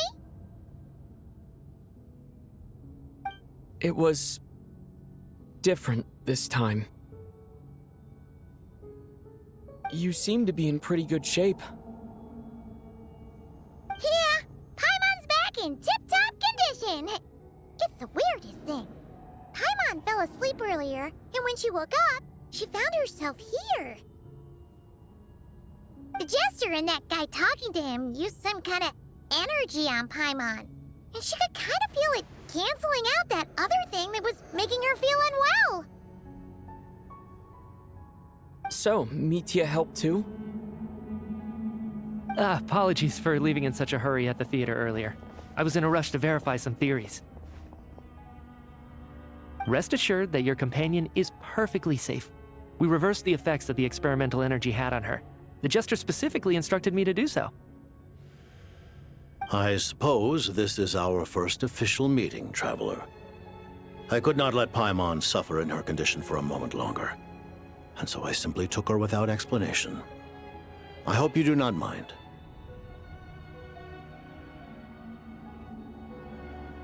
But why would a big shot like you care about what happens to Paimon? As I said when you first arrived in Snezhnaya, we once spent some time together in the distant past. Oh yeah, you did mention that. And Paimon did think you seemed strangely familiar the first time we met. I'm afraid the reminiscing will have to wait. Mitya, let us continue with the report. What conclusions, if any, did you reach from conducting the final experiment of our energy research ahead of schedule? The good news is, my hypothesis regarding the ruler of death has been verified. As for the bad news, I recommend we suspend the experiments and Project Mistelton until further notice. Currently, we have no means with which to make a breakthrough. I say this purely as a scientist, guided by reason alone. I will trust your judgment. We shall put the project on hold until the ruler of death has been eliminated. Wait, what are you guys talking about? You want to get rid of Renova? Like, how? By killing her? By whatever means necessary, so long as it removes the threat she poses to us. Until then, everything we do will be in vain. After what just happened, I've ascertained Renova's goal, or rather, the trigger condition for the Curse of Death. Okay, let's hear it. What she's doing is blocking Snezhnaya's technological progress, preventing us from possessing any means with which to threaten the heavenly principles. Just like the little lapdog she is. So, any ideas, research, or experiments that lead to technological progress can trigger the curse. Just now, for instance, I was set to launch a final phase energy experiment ahead of schedule. If the experiment was successful, we could have achieved a crucial breakthrough. As expected, though, the moment the experiment began, all the researchers, technicians, and witnesses died from the curse. All that effort, not to mention the energy and materials we relied on Project Stuja to gather for us, went to waste. In the end, nothing was gained. Does that mean something similar happened when we were at the theater? That's right. During the performance, I thought of an important breakthrough regarding the experiment, and wound up dragging everyone into this. So the nature of the curse seems to be something like, when moments of technological progress occur, all life in the vicinity is taken away. What a violent method! Of course, that meant the curse was normally limited to the Armory Palace. Since outsiders are forbidden from entering, this mass death phenomenon went unnoticed. Until Odette came along. I believe she was the first witness. The Curse of Death was triggered just before she infiltrated the Armory Palace that day. But you mentioned something about a final stage experiment. Doesn't that mean you've actually made some progress? That's right. Even with the gods locking certain key components out of reach, humanity can still advance technology in incremental steps accumulated over time. But, as I'm sure Renova anticipated, even incremental progress has its limits, a point where the truth you're seeking must be put to the test in an experiment. You mean the experiment you were just about to do? Yes, we were at a critical juncture, a moment where the quantitative was about to translate into fundamental qualitative change. With this single experiment, we could have brought everything we've worked for to fruition. But now, after already being forced to fumble around in the dark all this time, it feels like we've truly hit an impenetrable wall.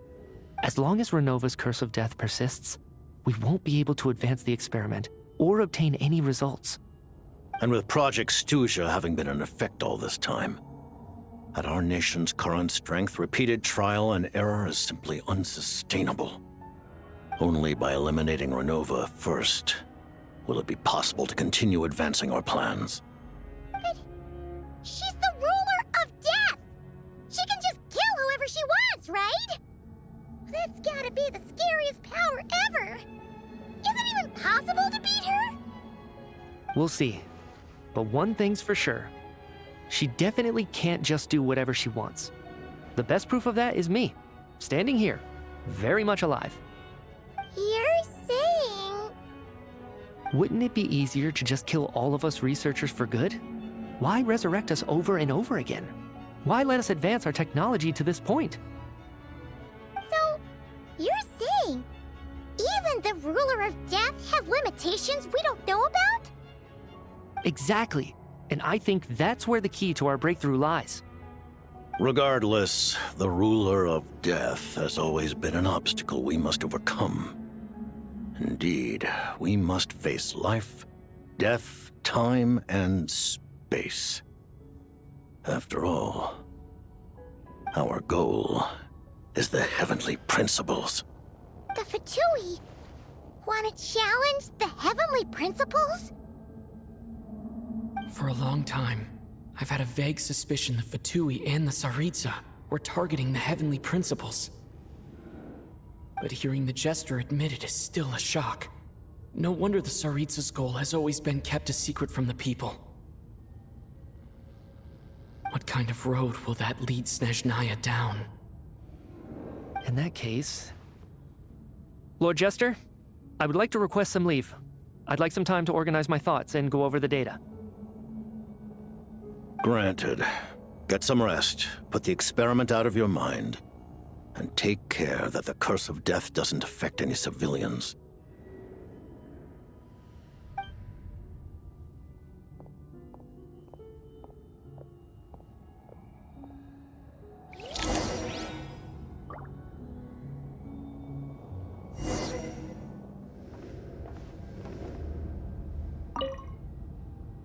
While there is yet time, allow me to offer you my hospitality, honored guest of Snezhnaya. Is there anything you wish to know?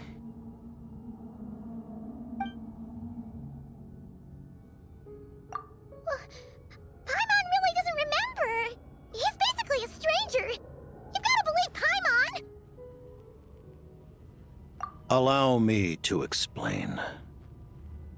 The reason Paimon reacted to the anti-Celestia energy developed by the Armory Palace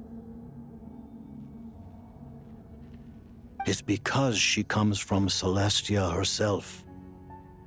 More specifically, she is one of its creations. Paimon? A creation of Celestia? Oh, right. I was blinded by anger earlier, but thinking back on it, Renova also said that Paimon is a creation of Celestia. But she lacks Celestia's power or authority.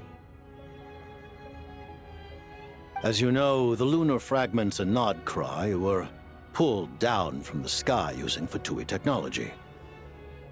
But the first application of this technology was in Conria over 500 years ago. I used this technology upon the heavens, and the response I received was none other than Paimon descending from Celestia. I presented her to the Vinster King, but he took no interest in this gift, nor did it satisfy him. Paimon then took up temporary residence in my palace until, of course, the arrival of the Cataclysm. Wait, Paimon's a little confused. You're talking about things that happened in Conria 500 years ago. You're saying Paimon was there for that? But Paimon doesn't remember any of that. Falling from the sky? Being given away as a gift? None of it. Having lived through the Cataclysm, perhaps you too were burdened with some manner of curse. Although, losing your memories would indeed be the smallest price I've ever seen paid. But it's not just her memories from Conria. Paimon doesn't even know how she spent the last 500 years. She only has memories from the past few years. No matter how hard she tries to remember. What was Paimon like back in Conria? Did she know a whole lot because she came from Celestia? Was she super smart? Unfortunately, when you arrived in Conria, your consciousness was like that of a newborn infant. None could say what kind of being you once were in Celestia. During the time you lived in Conria, your personality was no different from how it is now. Aw, man! Paimon's plan to get her memories back and become super smart is ruined before it could even start. You know, even though Paimon lost her memories, she still feels weirdly close to you for some reason. That must mean you took pretty good care of Paimon back then, huh? On the contrary, I completely ignored your existence. I was entirely focused on my struggle against Troptatir the Wise. But now, as I see it, it is as if you are the only sane thing that survived that era of insanity, and thus are worthy of protection. Noted. Man, Paimon's gotta stop projecting friendship on everyone she meets. But, Traveler?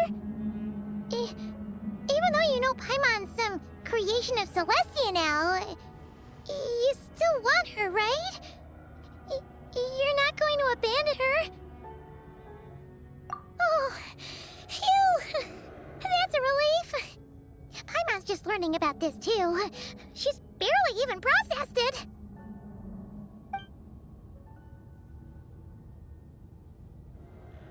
I remember hearing the term Mistleton from Columbina. Yeah, Paimon wanted to ask about that when the name came up just now. What is it? Paimon's heard of Project Stuja, but not this one. As you know, Project Stuja is a series of measures enacted to consolidate our nation's resources, the greater purpose of which is to serve Project Mistleton. Many of the things you have encountered thus far are essentially for the advancement of that project. This includes the Kuvaki Experimental Design Bureau in Notdry. Researching Kuvaki was merely a facade. Its core objective was to use local resources and research findings to build Mistleton itself. And that's a weapon built for the final battle against the Heavenly Principles, isn't it? Huh? How did you know that? I was given some intel, and I made some deductions. Wait. You must mean that thing over there. Oh, Paimon's gotta take a closer look at this thing. Especially after you guys sent so many people to Nagrai to work on it. Kuvaki alone will not break through Celestia's defenses, let alone challenge the Heavenly Principles. The Heavenly Principles are no doubt accustomed to combating the power of the Light Realm, and elemental energy is simply the power of the human realm, converted to that form by the Heavenly Principles themselves. Any attempt to use this power against its creator would be a futile endeavor. For now, therefore, we have set our sights on the form of energy associated with the Third Descender and the stellar linchpins. This may hold the potential to allow Mistleton to contend with the Heavenly Principles. You could say that by reverse engineering the stellar linchpins to extract the energy within, we have obtained a source of anti-Celestia energy. The Kuvaki Experimental Design Bureau, Project Stuja, and the new energy experiments. Huh. So, Project Mistleton is what ties it all together. And it looks like your plan is almost complete. No wonder the Ruler of Death came after you.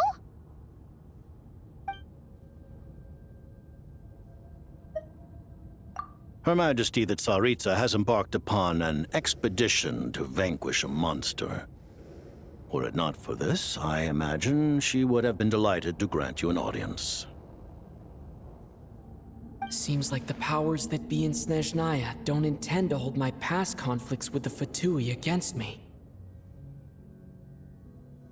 The Harbingers have been granted significant autonomy in retrieving the Gnosis. But by the same token, they do not completely represent Snezhnaya's official stance. You read my mind. Speaking of the Gnosis, Paimon's been dying to ask this question since forever. Why exactly does the Tsaritsa want to collect them? Is it something to do with the fight against the Heavenly Principles?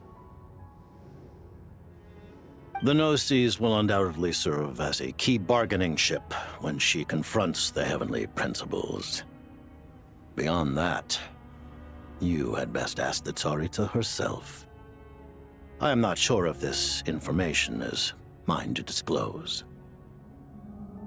What do you mean, not sure? Don't you make the rules? You're the highest-ranking Harbinger! Ugh, never mind. Taking on the Heavenly Principles is something most people wouldn't even entertain in their wildest fantasies. Why is the Tsaritsa so fixated on this? In Tevat today, civilization is nothing but an illusion. Something whose very existence can be negated at any moment. our civilization may very well be destroyed in the struggle, but as things stand, the heavenly principles could choose to negate our existence on a passing whim. And we must not sit back and accept that fate. Only by changing the state of affairs, only by overthrowing the heavenly principles, can our civilization truly be said to have taken root. Otherwise, the fate of the people of Conria and Hyperborea is a cycle doomed to repeat itself. Accepting potential destruction in return for getting to control your own fate. Furthermore, perhaps this is still somewhat difficult for you to understand. Are you aware that all the rules of this world are made up of curses? Huh? All of them? Paimon knows about the curse of death you mentioned, and the curse of immortality that you and Dainsleif have. Then the birth of the Hilly Churls, the rules of Natlan's Ode of Resurrection, those are curses too? Farina's long life seems to stem from a curse placed on her by Focalor as well. Yes. Even a god's love for humanity is a curse the heavenly principles inflicted upon the gods. What? The Tsaritsa has always had ample reason to hate the heavenly principles. If she can seize their authority, she will reconstruct the entire world, and when that time comes, humanity will be completely liberated from curses and lies. Look forward to it. It will be a world beyond your imagination. Though the ordinary people of Snezhnaya may not understand these details, in this frigid land locked in a ceaseless struggle against the environment, in this nation to which the gods have never shown favor, we all believe that standing in solidarity with the Tsaritsa in our shared struggle will surely usher in a new and better world. Thank you for telling me so much. I'm a bit surprised, honestly. I didn't expect you to be quite so transparent with me. Given the circumstances, the Fatui need not hide anything from our allies. Allies? To advance Project Mistleton, we must first resolve our issue with the Ruler of Death.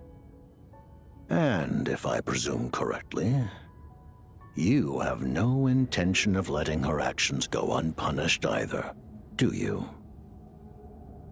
That's right. Ever since she said she intends to reclaim Paimon when we next meet, I figured reconciliation was out of the question. Against an opponent of this caliber, deliberating over our allegiances would waste time we do not have.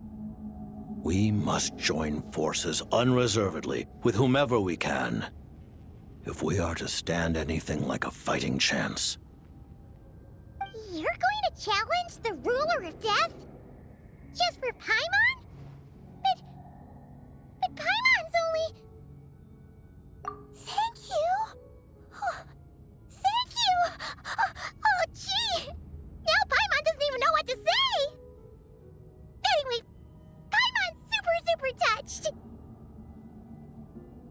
The Tsaritsa will return in triumph in short order, and the Fatui shall hold internal discussions regarding the enemy. The time for us to meet again will come very soon.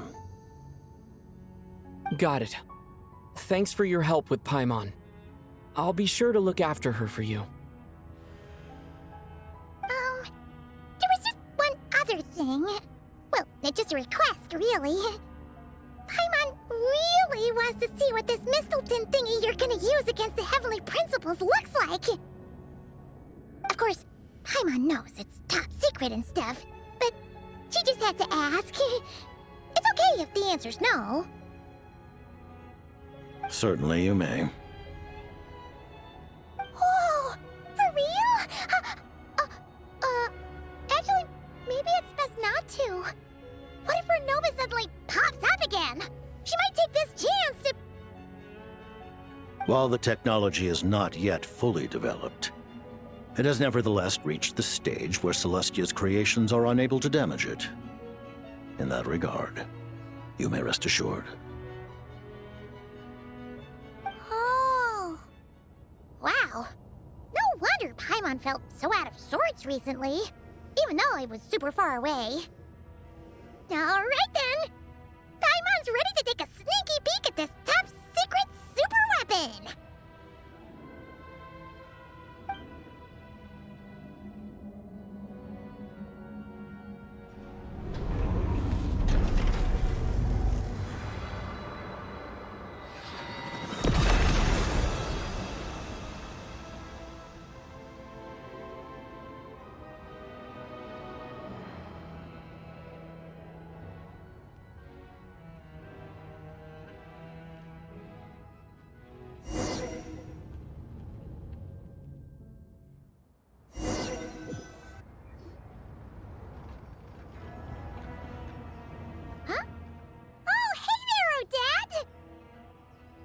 Paimon?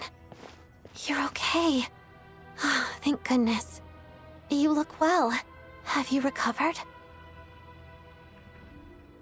Long story short, yep, Paimon's all better. What are you doing here? Were you waiting for us? That's right. When I woke up, I wanted to go in after you, but the guards had woken up as well. It would have been tough to take them on alone, and there was no easy way to sneak past them. So I returned the way I came and waited for you here. It was thanks to you that my soul found its way back to my body so quickly. Thank you. Huh. That actually worked? Nice. I just figured I'd try my luck when that ominous feeling struck me. Really, you should be thanking this thing instead. Anyway, and now that things here are all taken care of, I have other things I should get back to.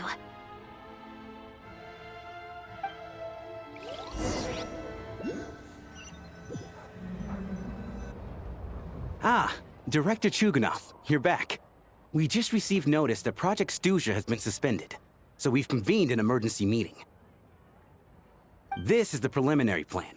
In addition to expanding production capacity, we've also discussed feasible layoff plans to optimize revenue and expenditure structure. Our calculations indicate that the factory's profits will increase by at least 30%. Just give the word, Director. That won't be necessary. Leave the energy for those who need it. Whether they use it just to get by or to run a business, that's up to them. Start preparing to halt production and lay off the staff. Make sure the workers are able to land on their feet and that they are duly compensated. Thank you all for your hard work during this time. Am I hearing you right? Why? After all the tough times we made it through, now is exactly when we should start to turn a profit. I just suddenly don't want to do this anymore. Huh. Does there have to be a reason? Iskra, it's time to rest. Dear esteemed members of the Rokat, given the effects of Lelic's radical actions upon our organization's reputation and social stability, a decision has been made to permanently withdraw this codename from use. Considering that Lelic did what they did for the benefit of the people, the Rokat has nevertheless negotiated with the authorities, ultimately securing a waiver for all penalties due to them. Lelic will be suspended for a period of time. Depending on their future performance, they may be allowed to adopt a new codename and continue acting as part of the Rokat. The purpose of this notice is to remind everyone once again that motives and methods are equally important when one operates in the shadows. Even with Project Stooge's suspension and our interim operational victory, we must guard against complacency and rashness and work to consolidate the progress we have made so far. We act only for the greater glory and solidarity of our nation. May the aurora shine ever on, and the tundra always stand firm. We act only for the greater glory and solidarity of our nation. May the aurora shine ever on, and the tundra always stand firm. Looks like it's finally over. You mean for us? Just thinking out loud. I've never seen the Snezhnegrad Vecha so lively before. I never once thought I'd come here. But I understand everything now, Rosaline.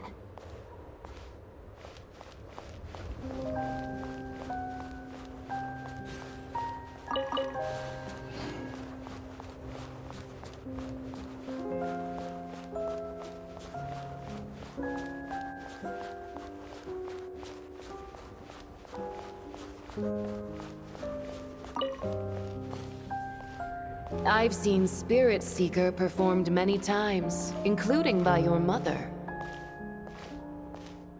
Why do you bring that up all of a sudden? Even though the choreography is always identical, every dancer finds a way to make it her own.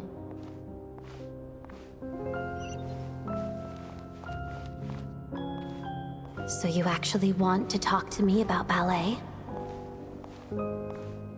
I just think it would be a pity if the dance was lost to history. She didn't teach it to you, did she? That was an unusually subtle taunt for you.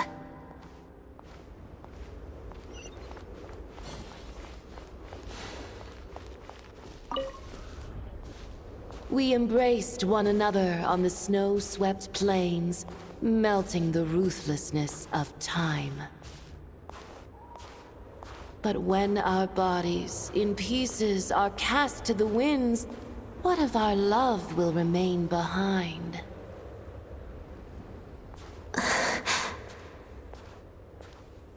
Don't tell me you can't sing. Shush.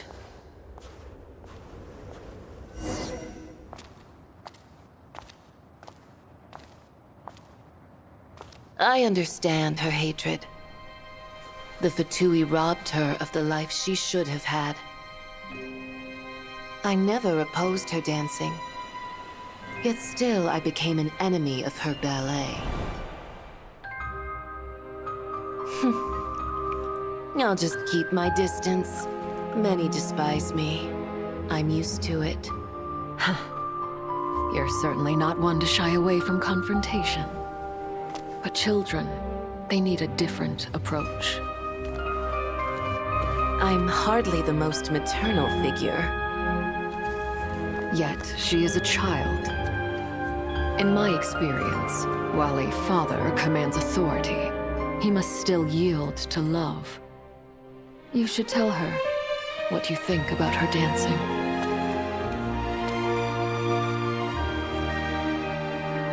Odette will soon take the stage at the Koralyevsky Theater. This could be your chance. Geonosis secured.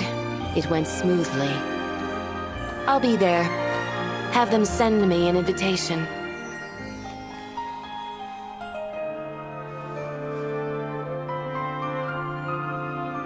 Sadly, things didn't work out. Her final words are inside that block of ice. This? Aren't these for monitoring her subordinates? Not yours. This one isn't her witch's flame, but my two worlds' flames. The two worlds' flames can burn away memories. It was my parting gift to Rosaline.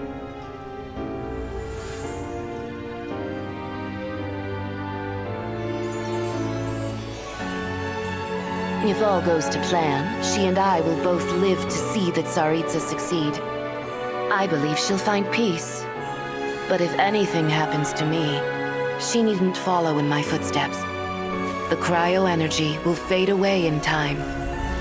Then the two worlds' flames will burn away all memories of the Fatui. She'll be free to dance. She deserves this. I will handle the aftermath. The choice is yours, child.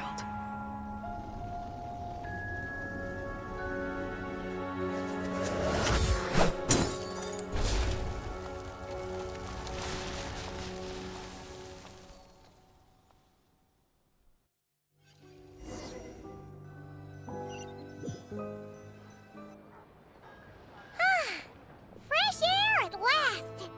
Paimon's head isn't spinning anymore, and the fever's all gone. Paimon's finally free to fly again! Oh, it's nice to finally know where Paimon came from, too. It did make Paimon a little nervous at first, but it's such a relief now. Like, who cares if Paimon's a creation of Celestia? She's probably not anyone that important. Probably just the fairy of food and fun or something. And like you said, this doesn't have to change anything between us. You're not gonna just... Hey! Hurry up! Why are you walking so slowly? You've spent the last few days lying in bed and stuffing your face. I didn't think you'd be able to fly this fast. Says who? Paimon's as agile as ever. They don't call her White Floaty for nothing. Paimon originally wanted to check out the bookstores in Snezhnograd, but she's more in the mood for flying around right now, so let's save that for later.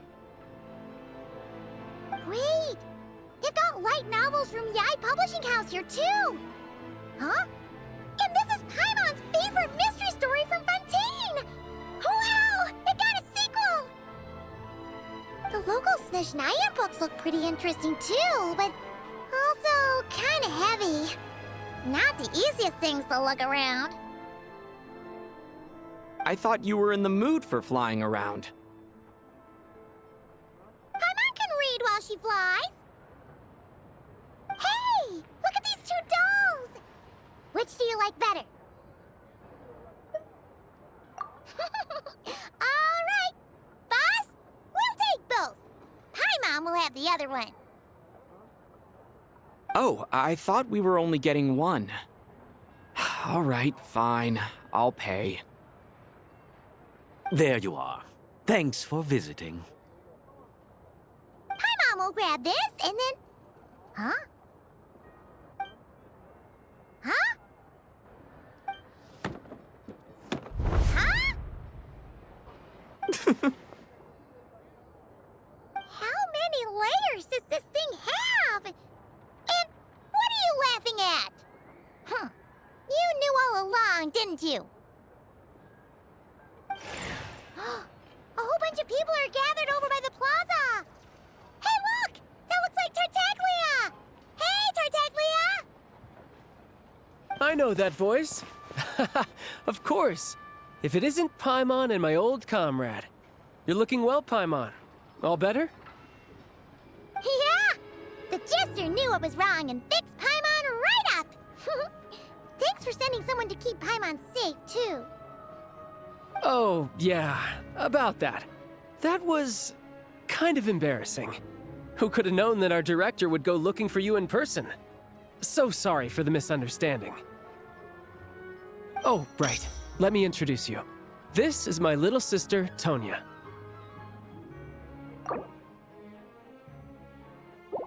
Hello, Tonya! Hello, hello! Firstly, I'm really sorry about my brother. Sounds like he's caused you no end of trouble. Hey now, why'd you have to start with that? Not that it isn't true, of course.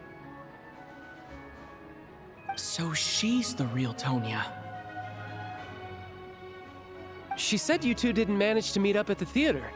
She waited ages for me, and when I didn't show, she got a little worried and went outside. I know, right? He didn't bother to say a word to me. I searched up and down the city for him, and he only told me about it when I finally caught him at the gates of Glupov. I've been rushed off my feet lately, so I didn't get the chance to go home. I just figured the Traveler would fill you in when he got there. Well, the snow was bad, and you're never late. So I was really worried about you. How was I supposed to know that you'd stood me up? I'm sorry, Tonya. I really am. I'll make it up to you somehow. Just...